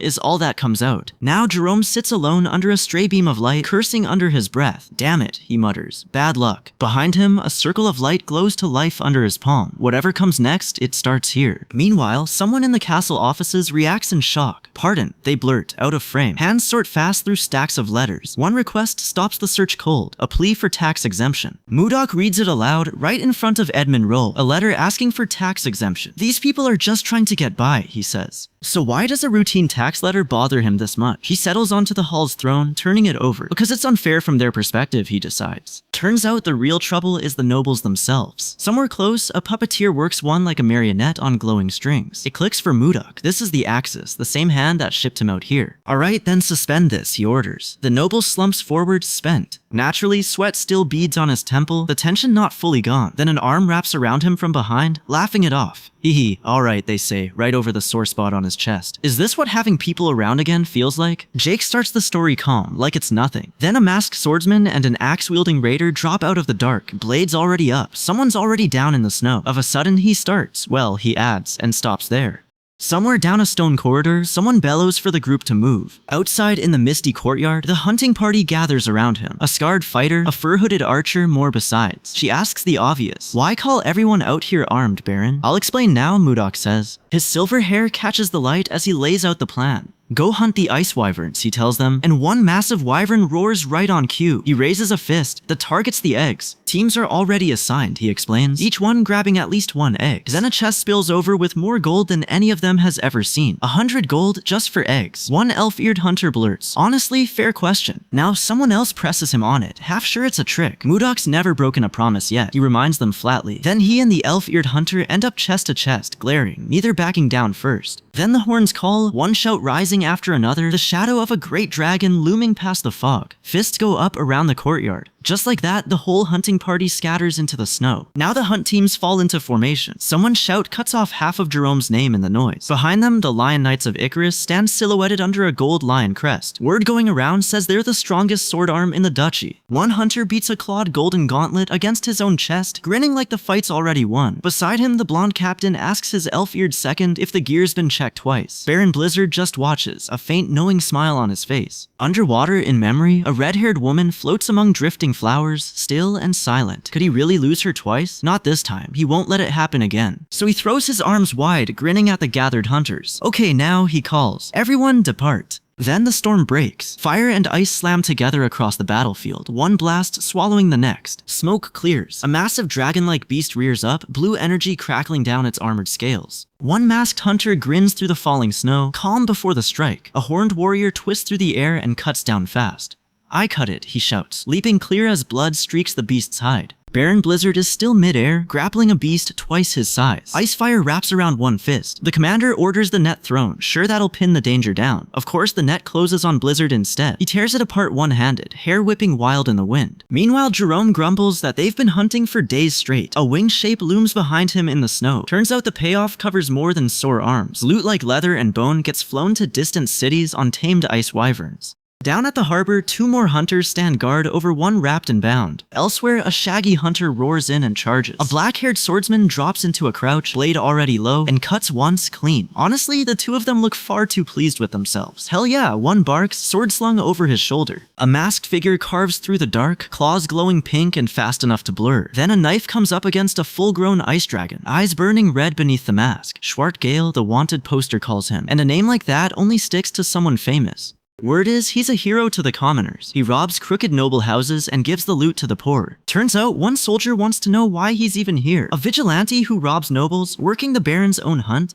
The question passes mouth to mouth down the ranks. By the end of it, someone flashes him a thumbs up. Decent guy, the whisper goes. So the egg count finally clears his target, Mudok tells the crowd. Every icy risk they took just paid off. A hand shoots up before he even finishes. Fine, he says. He'll walk them through the whole plan. Turns out ice wyverns bond to the first face they see when they hatch. He means to be that face, then break them in as haulers. Load them right, and those wyverns can fly goods to every neighboring country. A private trade route, built out of nothing but eggs and nerve. Of course, someone panics the second he hears Ice Ogre. One hunter yells that he must be trying to get them all killed. He just smirks, not even a blink. Two soldiers face off on the ice, and word already spreads past them. Word is the Lord cleared the Ice Ogre stalking White Castle himself. The soldier just points, no contest, no argument. Leo shows up trailing two new faces, one hooded, one masked, already grinning like trouble. This guy never travels light. A soldier stumbles in gasping, apologizing before he can even get the words out. Sis Sabina is all he can choke out. She is dying. Meanwhile, a boy shoves something into her hands. Sis, use this, he begs, while a girl kneels crying beside her, helpless. Mudok strides through the storm and drops to one knee beside her. One hand on her head is enough. Her condition is worse than he expected. Now he wants the full story, carrying her out of the storm himself. What could one flower have cost her? Someone starts explaining and the scene rewinds. Days earlier, a hand plucks a glowing blue-white flower from the glacier fields. They make it back with the glacial flower, though the pink-haired girl already looks sick with worry. Then something spooks a blue-haired stranger badly enough to make him spin around. Sabina goes over backward, ice flowers scattering, and the girl beside her screams her name. A companion grabs the man's arm before he can bolt after her. Calm down, he says. He just stares at the flower glowing in his hand. Back with her now, Mudok goes rigid, sweat breaking on his skin. Is that a snow ice flower? Honestly, the disciples just beg him to save her. He just smiles and turns toward the training ground. Let's move, he says, already walking. Then a bear-masked fighter comes out of nowhere, a giant pink fist crashing down on two people below. Just like that, the ground cracks under the impact. The room goes quiet, just a shadow on the wall by an empty bed. So Leo kneels and takes the order without question. Yes, master is the whole answer. By the end, he's spent, held up, breathing hard. Well done, Leo. He lifts the flower he nearly died for. This world calls it the glacial flower, though back home it's the snow ice flower. Of course, the same cold that grows it guards it, the fruit almost impossible to reach. Meanwhile, it's Sabina who pays for it. Her ice key isn't strong enough for that kind of cold, and it drops her cold and limp. Will she even pull through this? His hand finds her chin, key flooding back into her skin. She wakes with a jolt, reaching for him. It's him, he says, so sit up and circulate the key. She answers with a plain yes, master, and gets to work. Turns out sitting up isn't the hard part. She grits through the exercise, breath ragged. The cold energy inside her blasts out on its own, hair flying. She goes down again, a blue mark glowing on her forehead. Oh dear, someone mutters. That about covers it. He stands over her, unbothered by the storm he just caused. Her internal energy just jumped, not dropped. Could this be the shortcut he needs? He smirks, slow. Maybe, he thinks. He gets there a lot sooner than planned. Well, that's one problem solved for later. After the Ice Wyvern Egg Haul, White Castle goes through a full shakeup. He works the list from behind his officers, checking names one by one. Who rises, who doesn't. Naturally, he picks his moment to announce it. I'll raise you into the Blizzard Knight Order, he says. Behind him, an ice-armored giant looms like a promise. One of them drops to a knee before the ranks. Just like that, the Order has its first night. Honestly, the place barely looks like a war camp anymore. Restaurants, bars, clothing stores, even proper dorms, all built to his plan. Training yards go up on the balconies. Dummies lined up and waiting. That's right, he tells Edmund flatly, confirming it. What do you mean, you piece of shit? Edmund all but shouts back. He means it. He's taking the patrol captain's post himself. One of his men throws a fist in the air. Hell yeah, leave it to me, Lord, he grins. He means every word. The woman with the report finishes up. That's all she has to say. A few days later, the halls sit empty. Just the sound of someone's ragged breathing before we even see them. Edmund shows up late, leaning hard on his own luggage. He promised a lighter load, Edmund grumbles. And look how that turned out. A blonde woman at the desk just says hello, like none of it's her problem. The security unit hasn't even been running long, and already more than 20 people sit locked up. Over half of them, an orange-haired officer reports, are fugitives who came from outside. So the group turns on the big man next. One pointed question hangs over him. Should we lock you up first? Max sits alone with it after. Never forget what causes commoners to suffer, the warning goes, not while he wears that title. Now the blonde officer speaks up. Put the prisoners at the front of the hunt. Her hand goes to her own throat as she says it. The scarred man flinches, sweat breaking across his face. Across the table, the one-eyed veteran doesn't hold back. He's already shouting her down. Mudok just smirks, chin resting on his hand, watching the room lose it. Pretty nice idea, he says, straightening his collar like nothing's wrong. Turns out calm doesn't last. Somewhere in the snow, his blade already flashes bright. One beast screams, then drops. The chapter turns to the real fight. Escapee Gregor squares up against Captain Schwart in the drifts, another blade waiting at his back. Gregor charges in anyway, joints cracking with every step. He's airborne before his axe even lands, thrown by a hit nobody saw coming. Snow settles around Schwart's blade and the message is clear, don't waste his time. Another hunter leaps in, axe swinging, yelling for the beast to take it. It answers first. A blood-slicked arm throws the swordswoman back through the trees. The same claw rips through the ice, straight at Mudok now. Is there even time to dodge this? Blade meets claw in a burst of ice and sparks, and he holds the line. Red eyes glare back through the slash. Somehow the thing is grinning, fangs bared right beside his blade. What's it even grinning about? Mudok answers mid-air, his blade trailing streaks of pink light. Cut after cut lands, and the beast reels back bleeding. One last downward cut, blood spraying across the snow. Just like that, it's over. Back at the castle, the room's still stuck on her idea. One officer's hand stays pressed to his chest in shock. Of course, Mudok's already sold on it. She grins right back. Out on the ridge, the hunters check on Lennon. He swears he's fine, just barely holding it together. Someone else is still half carrying him through the snow. Honestly, his crew finds it hilarious, our boy Lennon taking that hit. They're laughing about it before they've even cleared the trees. Meanwhile, two tiny travelers cross the same forest, unaware of the massive clawed hand looming right behind them. Just then, somewhere in the storm, the masked swordsman throws up an arm and shouts a warning. The soldier orders a slow fallback toward the ambush line, but the masked archer creeps forward instead. She'd rather retreat too, honestly, but somebody has to draw them out. Now the forest goes quiet, snow hissing through empty branches. The soldier freezes, catching a sound the archer feels too. She only nods, bow already rising. The clash comes fast, a blur of steel in the trees. He thinks he has her from behind. He doesn't. Her blade beats him to it. One clean slash and it's over. Arrows thud into the wooden wall behind the search team. Leo's stare goes tight, sweat beading despite his calm face. Nearby, the hooded man calls it done. Retrieve the arrows, he says, then search the next stretch. A clawed hand drags through the snow nearby, unnoticed. Then the sky splits open, a blast of light ripping through the trees. Two silhouettes freeze against the glow, stunned still. Blood-red claw marks tear down through the frame a breath later. Someone's voice cracks. What is that? Meanwhile, spirits run high on Baron Blizzard's side of the hunt. Of course we're all fired up, he says, coat dusted white with snow. A knight cheers that it's all thanks to his leadership. Mudok just smirks, saying nothing back. Ahead lies the beast they've already brought down, fur matted with blood and ice. Someone trudges after through the deep snow, breath ragged, boots sinking with every step. Turns out there's still work waiting, even after a hunt like this. The knight murmurs with an old cloaked advisor while Mudok walks on ahead. Yes, he says, there's more data left to sort. Something serious has happened, the knight reports. Something serious? Mudok repeats, tension creeping into his voice. The knight tightens his grip on his own armor, sweat cold on his neck. Ogres are usually slow-witted brutes, Mudok says, studying the shape in the snow. This one fought like it understood him. Slash lines still ripped white across the sky. Why would an ogre move that smart? He turns, cloak snapping in the wind.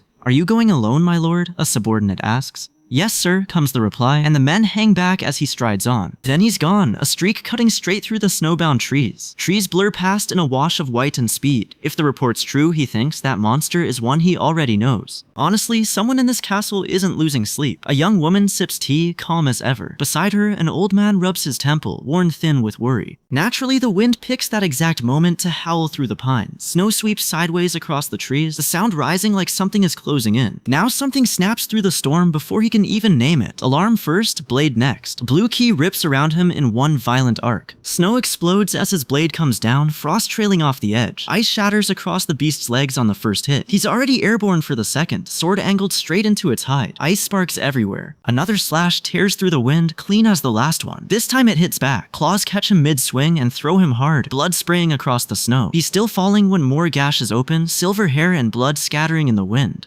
He slams into the ground, and it lands one more blow before he stopped moving. He braces low as purple claws slam down, ice key flaring to meet them. The impact drives a crater into the ground between them. Naturally, he's up again already, the wound barely slowing him. Blade in hand, he strides straight back into the snow. He finds the Yeti frozen, stiff as a scared cat, right where it stood roaring. Does it finally understand what it's looking at? It recoils anyway, baring fangs, one claw up in a last defense. Its paw shakes against the ice. Rough day for it. Sweat drips down a face that's finally scared. Turns out sparing it was never really on the table. He considered it until he remembered the villagers it tore through. Can't spare one who hurt my people, he says, and lifts the sword. Then a second predator drops out of the blizzard, all claws and glowing jaw. Its paw flinches, sensing the counter coming. A blade of ice the size of a tree trunk comes down to meet it. His eyes narrow, tracking the strike through the snow. Then nothing. He's standing over the wreckage and the thing's just gone. Where did it go? Ghost faces flicker behind his eyes. Old lessons from another world. Compare it to circle casting and the gap gets obvious. A fifth circle mage barely reaches the profound realm, and this thing outran him clean. Well, spatial movement or not, there's no reason he can't catch up. He's gone before the sentence finishes. To be fair, keeping pace with him was never in the job description. His mage Jerome pushes through the snow, chasing a man who never slows down. Of course, it bolted the moment the storm gave it cover. For a while, there's nothing but wind, snow, and blurred pines. Then footprints, deep enough for something huge, and Mudok muttering after them. That thing runs like a rat, he mutters, and keeps walking. Mudok Mudok drops through the pines after the shape and doesn't slow down. One clean strike. It lands square on the fleeing thing's back before it can vanish into the trees. The impact doesn't send it sprawling in the snow. It swallows both of them into dark stone and a glyph burning white in the black. Now he's staring up at a vaulted ceiling, gray with dust and old cobwebs. A library, shelves stacked floor to ceiling, buried down here and forgotten. And he walks the dead corridor, trailing a hand along the spines. The huffing ahead isn't a monster's roar. It's the same beast he chased, doubled over and gasping on the floor. What is this? He watches it stammer some denial that dies in its throat, unmoved. Something about that shape stirs an old memory, some legend Mudok half remembers. The great warrior of Hares. Kondal, they call him, Yeti Lord, and a hooded shape watches from the shadows behind him. Meanwhile, Edmund's already praising Jerome for tracking this place down, out past the tree line where the forest itself has been torn to splinters. Only the Lord could do that, someone mutters, and Word already agrees. Jerome just shrugs it off as natural, like anyone believes that anymore. A cloaked shape stands still in the falling snow, just watching. Edmund pauses, hand at his chin, some doubt crossing his face. He starts to explain and stops cold, the words dying in the dusty corridor. Well, it isn't over. A white furred shape rears up behind him and he grabs it before it can bolt again. Speak, I'm not a patient man. Both go still, poised, claws braced against the ice. Then the beast snarls, fangs bared, snow scattering off its shoulders. Someone nearby yelps and flinches at whatever just happened. Out of sight. Mudok doesn't move, doesn't blink. A faint, unreadable smile flickers in the reflection behind his own glowing eyes. So he sets everything else aside and asks the real question. Why did you kill his people? The answer is a fist. The Yeti goes flying, blood at his mouth, screaming that he's the great warrior of Hares. Honestly, he isn't finished, turning to the trembling Yeti at his side and demanding to know if it's true. It just shakes, wide-eyed, dreading whatever judgment is coming. A hooded advisor flips through an old red book and confirms every word of it. Quietly, a bespectacled watcher just looks on, saying nothing. Turns out no one ever asked, and the Yeti's still shouting his own name like it'll save him. Kondal, Kondal. An elder cuts in, his people only drove those humans out because the humans struck first.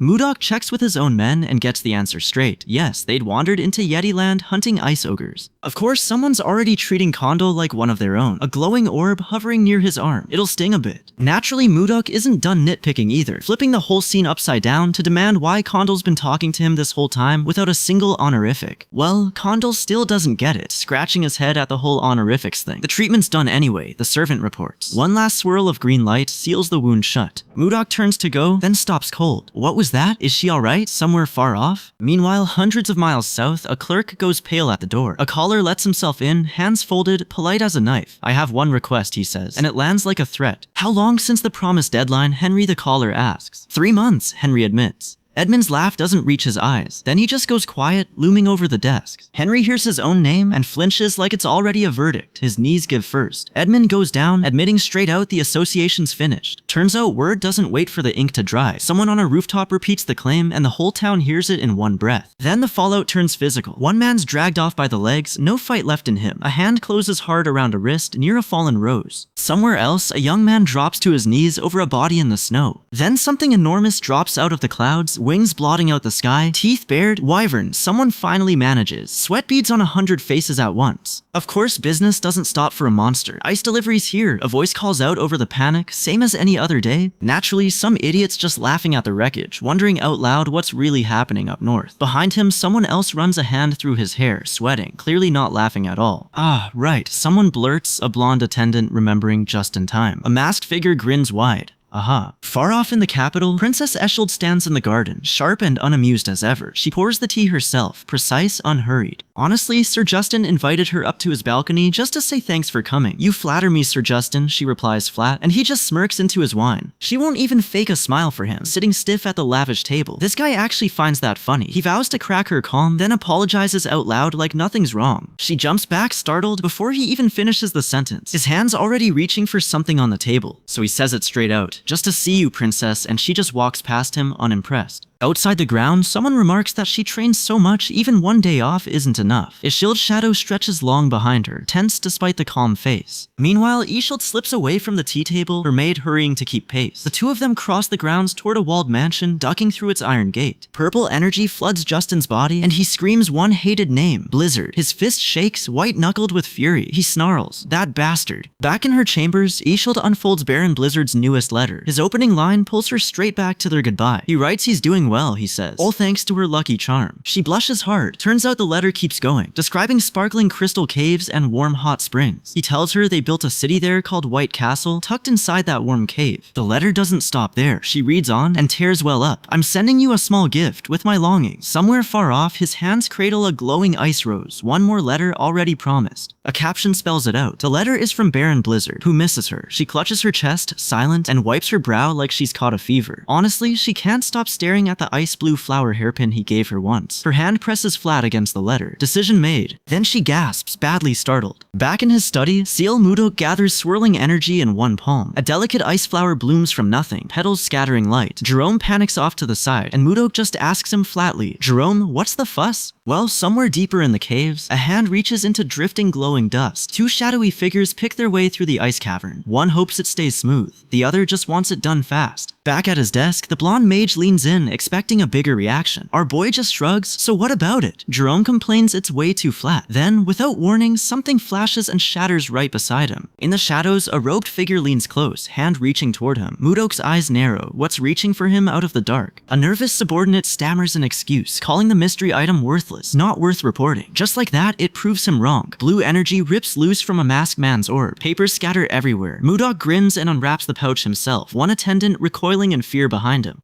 What's inside that has his own men this spooked? So the torn pouch spills a fistful of blue shards, glowing hard in the dark. The mage swears it's just an ordinary rock, nothing he meant to hide. Mudok taps a shard against the desk. What was it really for? Turns out he's a 4-circle mage, magic swirling tight around his hands. He's nearly at the 5th circle, he says, stuck at that wall for weeks. Mudok leans back among his scrolls and says he gets it. What's it like, hitting a wall you can't push through? My lord, the mage says, grateful, and keeps talking. Then his face turns cold. That's exactly why it's unacceptable, he snaps. Denied. Meanwhile, in the shadows, someone's been listening, glasses fogged with worry. A mana stone might get him through that wall, he offers, at least for now. Then he doubts his own fix out loud. Next time the wall shows up, he'd just go hunting again for another stone. Because that's the real fix. Somewhere, alone, a fighter trains under a waterfall of raw energy, dwarfed by it. True understanding only comes from putting in the hours. Edmund's fist clenches so hard it shakes. Then, slowly, his fingers open. Frustrating as it is, he admits, you're right. Even slowly, one step at a time, that's how real understanding lands. Somewhere in memory, a wounded fighter clutches his side by candlelight, refusing to quit. Now the lesson turns practical. Mana stones can amplify power, raise barrier shields, or carry a voice for miles. Yes, someone stammers to Leo, sweat on his brow, vials and scrolls crowding the table. Leo lays it out sharp. Cast a communication spell on the stone, and even someone with 0 magic can talk through it. He holds one up. This one's top quality, he says. Well, Mudok knocks back a small cup, fur coat open, pendant catching the light. Wind and snow blur past in streaks, a blade shape cutting through the mist. Somewhere out there, the real test is already underway. Mudok keys the crystal. I hear you loud and clear, Jake, he says. How far have you gotten, he asks. Up in the clouds, Jake steadies his mount to answer. 10 kilometers above the plains from White Castle, Jake reports, ice blade shapes jutting through the clouds. Naturally, Mudok tests it himself, riding the ice dragon over the snowfields, dwarfed by the beast. Hearing's perfect, he confirms. No issues at all. Edmund grips his own stone and lets out a whoop, grinning ear to ear.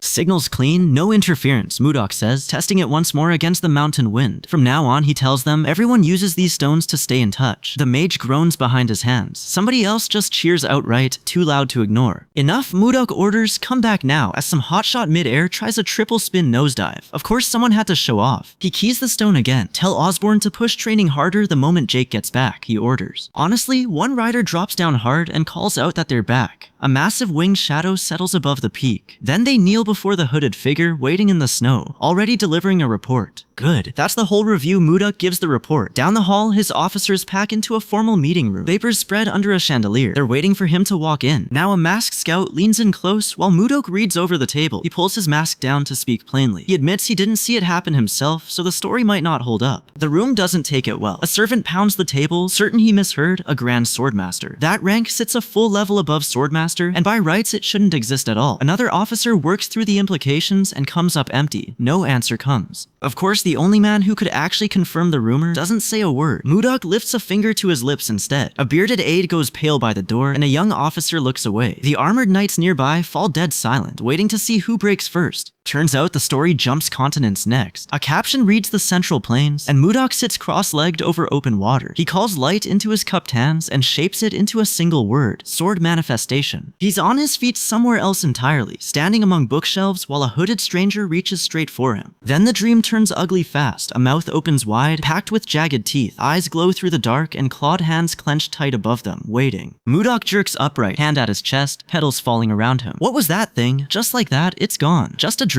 Petals drift from a blossoming tree into a soft blue sky. The frame settles on a sect roofline half hidden in pink blossoms. This is the Manhwa sect, and the story doesn't hide the point. Only this sect can perform the technique Mudok just dreamed. Just this one. Someone at the sect catches sight of him and freezes. Don't tell me, he mutters, eyes wide with dread. A masked stranger steps into view, fox mask on his face. A jagged ice blade rises over his shoulder through swirling petals. Bad omen. He moves fast, the blade cutting a blur of pink light through the air. Well, the scene folds into memory now. Back when Mudok unified the Central Plains. A building sits cracked open by old fighting, smoke still curling off the wreckage. Meanwhile, his memory lingers on the enemy that mattered most, the Manhwa sect. Their blade carries the scent of plum blossoms. He answers it with ice, shattering the ground into spikes around a beaten swordsman. Your opponent was simply the wrong one, he says. The Manhwa master won't let the loss stand. If his disciple had been there, he insists, the outcome would have gone differently. Mudok asks if he means the one who supposedly ran off days earlier. The master snaps back that he didn't run. Naturally, the truth is stranger than the excuse. Battered and still catching his breath, the master corrects himself. His disciple didn't flee. He vanished mid-secluded training, and nobody's seen him since. Mudok sits with that a long moment, hands clasped. Could the boy really have vanished chasing a breakthrough alone? At the time, he'd written the whole excuse off as ridiculous. Honestly, nothing panics a room faster than the words inspection group. Word reaches them that the kingdom has sent one. The shout goes around the table twice before anyone thinks to ask why. Somewhere else, a grand hall waits under a sky already cracked with warning. So the scene shifts once more, quiet before the point lands. Silhouetted and alone, Mudok works through the only two reasons an inspection group ever visits. A royal sightseeing trip, or you already know which one it is. Mudok steps up and bows to the cloaked commander first, proper as any host. Somewhere inside, a lady catches the shift in the air and turns sharp, uneasy. The commander says nothing back, just a long, silent stare. Now the spears rise, rows of them, soldiers massing outside the gates at dusk. Someone barks the order. It's happening. Up at the window, the knight commander and his people freeze. This isn't a courtesy visit, it's an army, and it's real. Leo squares off against drawn swords and shouts the baron's name like a challenge. Of course he does. Turns out nobody's swinging first, not yet, just an order. Come down, greet the inspection group with proper manners. He drops from the wall in one leap, shadowed knights rippling in the ice below. He lands hard, teeth grit, breath hisses through the pain. He turns on the shape still hiding near his feet. Stop hiding, he says. Come out now. The knights address her properly instead. Princess Eshold, your highness, and up she pops, grinning like she's just won a game of hide and seek. She spots him past the ranks and calls his title out, delighted. Her companion gasps, hands flying to her face. Wow, just wow. Mudok raises a hand and the air blooms violet blue around them both. Truly beautiful, she agrees, and for once nobody argues. After Eshold reads his letter, he can't help thinking back, and honestly, that lucky charm still catches him off guard too. Something bursts past in a blur below, and she jolts, startled, like it just caught up with her as well. She screams, dizzy circles spinning in her eyes, hands slapping over her mouth. Then she's chewing on her own hair, blinking back a tear, red to the ears. Smooth. It's been a long journey, he thinks, stepping into the ice and crystal light. He conquers the martial world to avenge Huiyan, and after all that detour, all that fighting, he finally finds her again, right here. So, this is the hot spring, she marvels. Steam curling around them both. A hand reaches from behind, closing gently on her hair. He pulls her in close, staring like he's trying to memorize her face. Huiyan, he breathes against her ear. Her eyes well up, confused, caught somewhere between his voice and her own name. Which woman is he actually holding? Two silhouettes stand on that same icy cliff long ago, watching mist roll beneath them. Her eyes go wide now, like she doesn't recognize the moment anymore. He turns his head sharply. Did he really just say her name? Two cats curl together on the ice in his memory. The same two, always drawn back to each other. He remembers loving the way she used to look at him, that exact gaze. Is that affection meant for her, she wonders, or still for that woman, Huiyan? He drops. Ice shatters around him.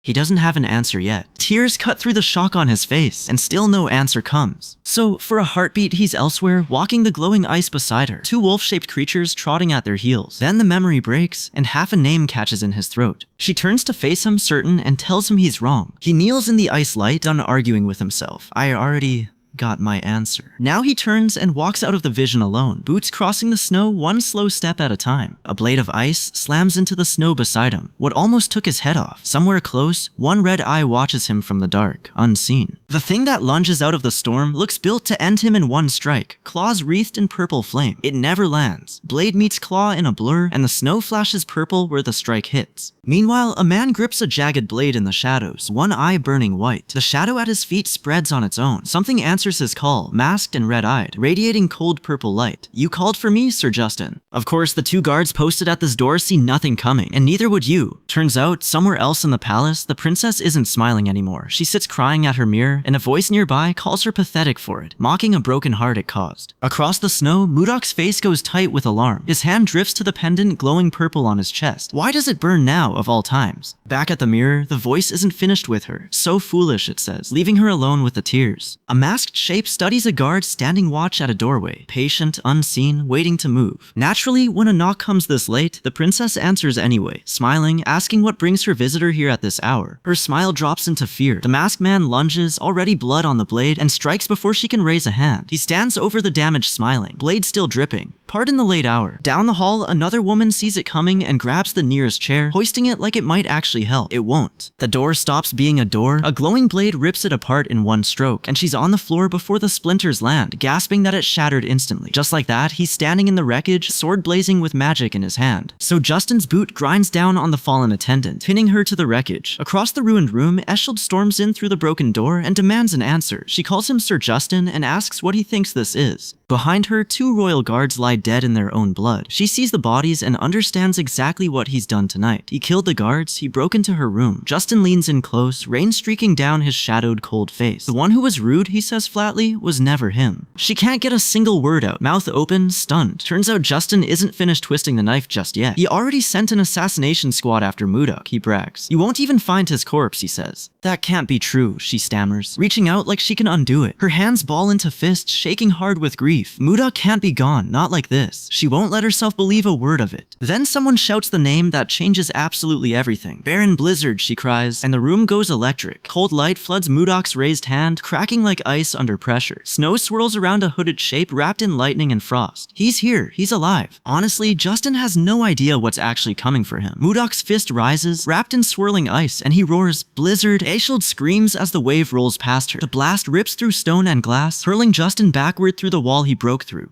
She watches the wreckage settle around her, frozen in place. Below, Justin tumbles through falling debris, past his own shattered blade, and slams into the snowfields. The impact throws up a wall of white. Bad move, Justin. Guards nearby go still, staring. Even his own men start recalculating who they're actually dealing with.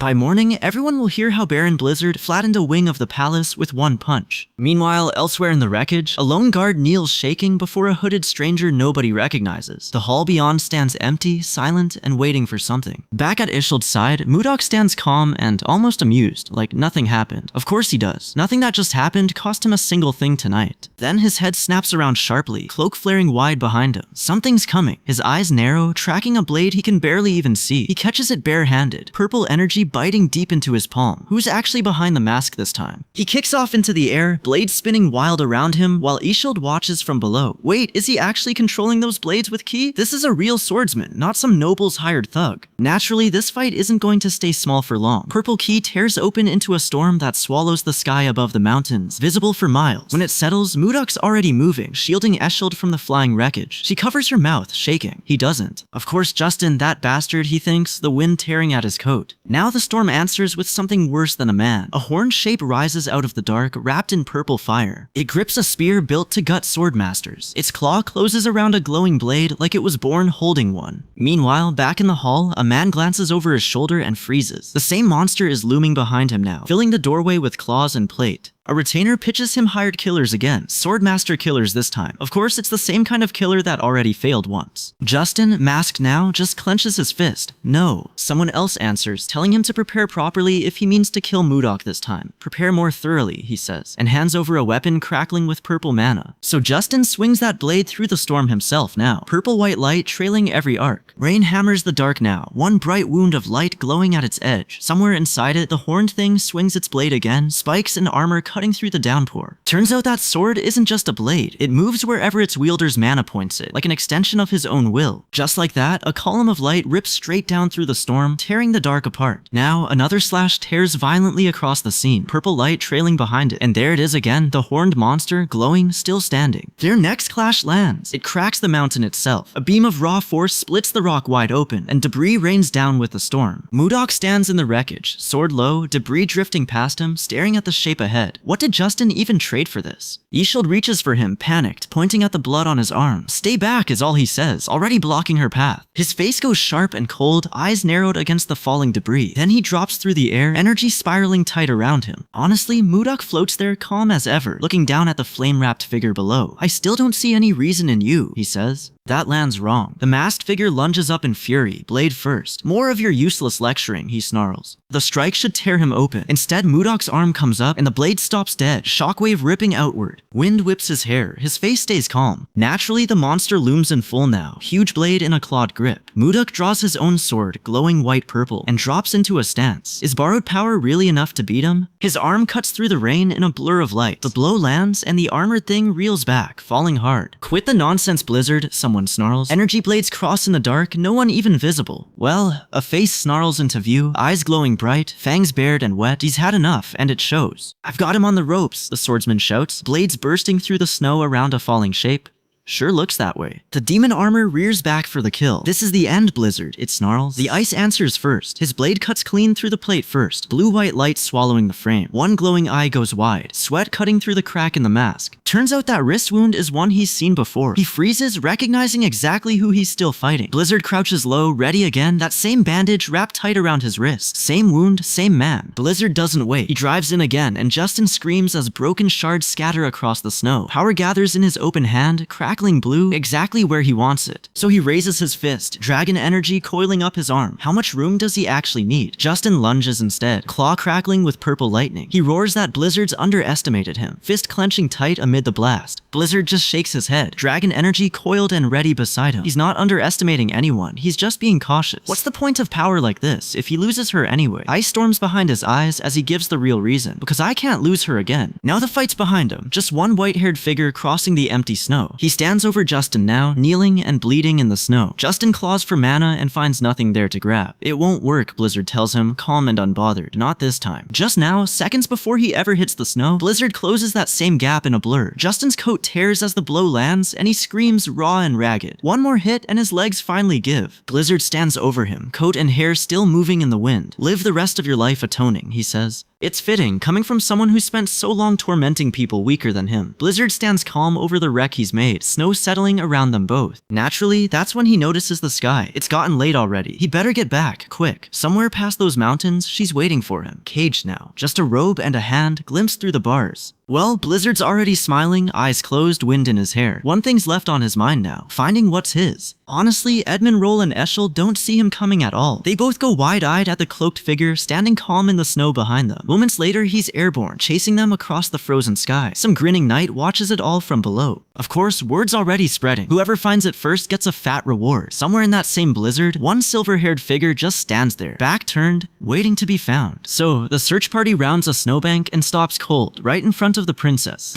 Princess Isekai'd, someone gasps, and Ishild's eyes go glassy while her maid just shouts, mouth wide open, no words left. Then someone spots the blonde man beside Mudok, and the whole group loses it all over again. Count Jerome Carryween, right there in the snow, and Isekai'd can't believe her own eyes. This guy's sweating through his collar, hand shaking like it might fall off. Turns out Mudok's enjoying the man's panic more than he should, leaning in with a grin all teeth. Then the scene jumps forward, gold light pouring over frosted trees. Hours gone, just like that. Now Mudok's holding him up, bandaged and battered, and what he just heard doesn't add up. Jerome, the man Isekai'd respected most, his hand drifts to the star pinned on the Count's robe, and the memory pulls him in. In the memory, Isekai'd says it plain. Count Carryween was the real thing, a noble who actually cared. One lamp lit, ledgers stacked high, an old man working past midnight for strangers. And then Mudok yanks him into a hug right there in the snow, petals and frost swirling around them both. Meanwhile, someone else goes tumbling backward through the snow, debris flying, and a wide eye catches the shock of it. One tear breaks loose. Someone calls out, and it clicks. Right, the pendant. That's what she's after, so he peels off to search another stretch of snow. Your Highness, the rest of the group squeaks, only now clocking who they've been walking next to. Honestly, off on her own, Ishold's bent over catching her breath, sweat on her face, the sky gone orange behind her. She's not used to running this hard for anything. Well, someone's found something. A purple gem glowing in a shadowed hand. Is this what the Baron's looking for? She asks, holding it up on its chain, hope all over her face. Mudok pictures how he looked back then. Was that really the same man kneeling in front of him now? Somewhere else in the snow, another maid gasps out her name, still not quite believing it. Ishold whips around at the sound of her own title, still not used to hearing it out loud. She cups the glowing crystal in both hands, careful, like it might break. Then she just goes quiet. The pendant hangs there, glowing purple, forest and water spread out gold beneath it. Further back, further down, the memory goes even older. Young Mudok pressing the flower-turned pendant into Hwayeon's hands. Wonderful, he says, meaning her, not the flower. Light catches in her cupped palm as she takes it. Then the picture turns hard, that same flower glowing beside a shattered blade, blood already staining the snow. A figure with their back turned barks at everyone to clear the way. Right now, her father's the one shouting, mocking the very idea of a flower that blooms for true love. She's already promised to someone else, he says. Marriage arranged, end of discussion. Hwayeon just sits there, stunned. Now her father's rage doesn't let up, more threats than words at this point. Her hand slides weak across the floor, petals scattering under her fingers. What's left of the flower lies broken on the floor, pale fragments, a snapped stem. Their proof of true love, gone. Hwayeon comes up crying, shouting back through the tears. Breaking it doesn't erase what it meant, and she won't pretend it does. Meanwhile, a warmer memory surfaces underneath it all. The two of them holding close, orange blossoms drifting around them. That's the life her father is trying to erase. So she throws it back at him. The martial alliance matters more to you than your daughter, she says, voice flat with old hurt. His hand comes down hard. A sharp crack cuts off whatever she meant to say next. She starts to say he abandoned her mother for the alliance too. Enough, he roars, cutting her off in front of the whole hall. He orders the guards to lock her up immediately, right there in front of everyone. A hand yanks her back by the collar. She's dragged off, still in shock, a stern retainer watching without a flicker of concern. Ishold bolts upright in bed, clutching the sheet to her chest, tears still wet on her face. Outside, birds are already singing, morning light spilling gold across the fabric. She sits shaken long after the dream should have faded. Well, she's quiet by a sunlit window first. Then the maid coaxes her outside, into gardens where a waterfall stands frozen solid mid-fall. Who was that woman in her dream? Wind tugs at her hair as she turns, the question still unanswered on her face. Is something wrong, princess? Mudok asks, catching her staring into nothing. She jumps, flustered, asking when he even got there. It's really nothing, she tells him, waving it off. He watches her quietly, and he isn't buying it for a second. So he offers a fix, a trip together, just the two of them, to clear her head. Meanwhile, something huge drops out of the sky before she can even answer. Panic. The whole courtyard scatters, one woman gasping in wonder, hand pressed to her face. It's an ice wyvern, someone shouts, fangs bared, a rider braced on its back. The wind off its wings throws people flat before anyone gets a good look at him. What's got them so spooked? Mudok wonders, already clocking it as his own wyvern. So this guy just strides down toward the beast, white coat, unbothered, like it's another Tuesday. Naturally, his subordinate already has departure ready, arms full of luggage. Did you prepare that too? Mudok asks. Yes, comes the answer. Of course, that turns out to be something small and fast. It streaks straight into the maid and flattens her on the spot. Mudok bends over her, wincing through an apology. The little white creature at his feet just grins like nothing happened. Not the reveal he planned. Ishold freezes, hand over her mouth, staring at the tiny creature. This is the legendary tribe from the old snow stories come to life. Mudok watches from behind, saying nothing, then flashes her a lazy thumbs up. Turns out the real Yeti towers over the whole group, blue-skinned and built like a boulder. He doesn't want to scare her, so he has Jerome shrink it down with magic. Just like that, it fits in her palm. Ishold scoops it up, delighted, and perches it on her head. Snow drifts past his face. He watches her, oddly pleased with himself. Could a tiny Yeti do what a whole trip north couldn't? Chase the nightmare out of her for one afternoon? Now the whole party gathers in the snowy courtyard, Mudok floating just off the ground. He asks if everyone's ready to head off. Somewhere close, a massive white-maned wyvern answers to a name, Lilith. Meanwhile, the maid carries the mini Yeti through the mist, shielding her face from the wind. Mudok climbs onto Lilith's back, reins in hand, cape snapping behind him. He reaches down and offers his hand. Take my hand, he says. Ishold looks up through loose strands of of hair, real confidence in her eyes now. Nothing like the shaken woman from that morning. He peels off and dives, blade trailing light through the clouds, just showing off. Then he settles back onto the frost beast beside her, cloak and hair whipping in the wind. He leans in and asks if she'd like to look ahead. Her eye fills with a single tear as the sky opens up before her. Then her mouth drops open, eyes wide, the light hitting her face like nothing she's seen before. Clouds stretch out under them, glowing gold and pink in the last of the light. She leans into the view, and he watches her over her shoulder instead of the sky. Feeling a bit better now, princess? He asks. This time her tears are the good kind. He keeps a hand on her shoulder. She laughs, loud and unguarded. Hair and cape stream out behind them both. Of course, faster is never fast enough for her. She calls out for more from somewhere above the clouds. Lilith dives, streaking down through the sky. An Eschald's scream turns into a laugh halfway through. Well, night gives way to sunset colors again as they close in on a town. A tower complex rises ahead, windows already lit against the coming dark. He rubs his chin, already overthinking how far apart they'll be. She just grabs his hand and grins, cutting the worry short. Typical. Honestly, the evening feels like something out of a different life. They sit together on a balcony above the town square, a fountain catching the last light below. She tells him she loves this place, quiet and easy, like she means it. Somewhere else, unseen by either of them, a single orange flower blooms up out of broken stone. Her smile fades as she looks off into the distance, one tear catching the light on her cheek. Naturally, Mudok is the first to notice. Princess, are you alright? He asks, all the warmth going out of his voice. He asks gently what's wrong. A strange dream, she admits. Is it really just a dream, Mudok wonders, or the same one that's been chasing her for weeks? The dream starts with a pale woman, her back turned, black hair loose in a wind that isn't real. Then just her hair, elaborate and braided, swallowed by shadow, a face still out of reach. So the dream won't hold still. A masked stranger's face stays hidden in shadow. Next, a scarred warrior looms over a woman who won't look up, and somewhere in it, a white-haired man grips a glowing stone, smug like he owns it. She says she reached out to someone in that dream. Mudok's eyes sharpen. Is it him she's calling for? One last flash lingers, a masked woman standing still in falling petals, glowing water at her feet. Turns out he had a dream of his own. He mutters, I called out a name too. Gaga. Not even his own dream makes sense. Then a masked helmet turns toward them, slow and sharp. The same robed woman waits in the water and the falling petals watching. Back in the room, Eschald reaches for his arm and asks if he's alright. Dinner sits between them, candles low and warm. She admits the title puts a wall between them, one word at a time. Please call me Eschald, she says instead. His eye widens for just a second, and for once he's got nothing clever to say. Petals drift past her in the dark, quiet and slow. His face stays half in shadow, unreadable, caught in the moment they just shared. Meanwhile, the scene shifts, an outdoor table set for a bigger crowd. Seen from above, the room feels more like a tavern than a palace. Luffy leans in, glasses glinting, and brings up dealings with the Tenston firm. The little creature on his shoulder looks just as puzzled as everyone else. Someone asks if Tenston is even a real place in the Drake Kingdom. Modok stands with his arms crossed, waiting on the answer. Eschald's eyes go wide. It belongs to the Gaia Kingdom. Now the truth lands. Gaia Kingdom, a frost-blooded power ruling the continent's northwest corner. Its guards stand in white and blue, swords already drawn. Eschald hadn't expected to travel this far into someone else's territory. She worries her arrival alone could stir up trouble between kingdoms. Catching herself, she clears her throat and apologizes for interrupting. Jerome waves it off and picks the thread back up. Honestly, the ice ogre leather they shipped to Gaia sells itself these days. Jerome rattles off the numbers, pleased with himself. Over there, the queen and most of the titled nobles are women, he adds. Someone at the table mentions knowing a famous leather craftsman back in Karelin. A companion nods, calls it the right decision for the firm. Mudok just grins, pleased business is finally paying off. Then Mudok's head snaps up, eyes catching something off in the distance. What's that light out there? Fire tears through the skyline, a fireball swallowing rooftops whole, and the table falls silent. Edmund spins around, alarmed. That fire's way too close, right on his own doorstep. Of course it picks tonight, 3 streets from his warehouse. Now the whole building's alight, sparks spitting into the dark sky. Wind could carry this straight into Edmund's own warehouses. Flame eats through windows and door frames without slowing down. Mudok's already moving. Stay here, watch over Eschald, he tells Edmund, and steps off the balcony alone. Edmund just covers his mouth, worried and useless. Eschald's on her feet at once, insisting she's coming too. He meets her eyes, calm despite the smoke rising behind him. It'll only take a moment, he promises. Not this time. Meanwhile, across town, a woman feels the light around her flicker, and her companion jumps, startled. She steps onto her own balcony and freezes, smoke and fire climbing over the rooftops. Let's hurry and follow the Baron, she shouts, and they run. Mudok lands amid the drifting sparks. He stops cold. How is one fire already this size, he thinks. Somewhere in the smoke, someone's screaming for the Baron. 2 bodies already down on the ground. A red-haired woman stands beside him, cradling a hurt little creature against her chest. He glances at her sideways, gentle despite the chaos. He can't blame her for the choice, he says quietly. In her place, he'd have made the same call. Nearby, a wounded man claws at the ground, straining just to speak. He begs for help, his voice barely holding together. Turns out, whatever's waiting down there doesn't announce itself. Mudok drops toward the blaze while cloaked figures watch from the ridge above. What is this, he thinks, low and sharp. Nothing answers, just raw fire roaring on and on. The woman from the balcony watches the blaze and calls his name, but nothing answers back. Then a beam of light slices down right beside her. She screams Baron and sprints for the carriage, the creature still in her arms. So Mudok cuts straight toward the burning structure, cape snapping behind him in the heat. He drops through the smoke in one streak of white. Above him, roof timbers crack and start to give. Naturally, he answers with ice. He slashes down through fire and shattering ice glass debris in a single motion. The impact cracks through the wreckage like a detonation, throwing sparks in every direction. Mid-air, his blade keeps swinging, cloak whipping against the inferno's glow. Below him, the whole structure keeps burning, smoke and embers thick enough to blot out the sky. He plants his stance and lets it go, shouting, "Ice-white divine palm." Ice shards erupt against the red inferno, wave after wave crashing into flame. For 1 second, the whole street goes white. Well, his eyes flash with the same cold light, ice fragments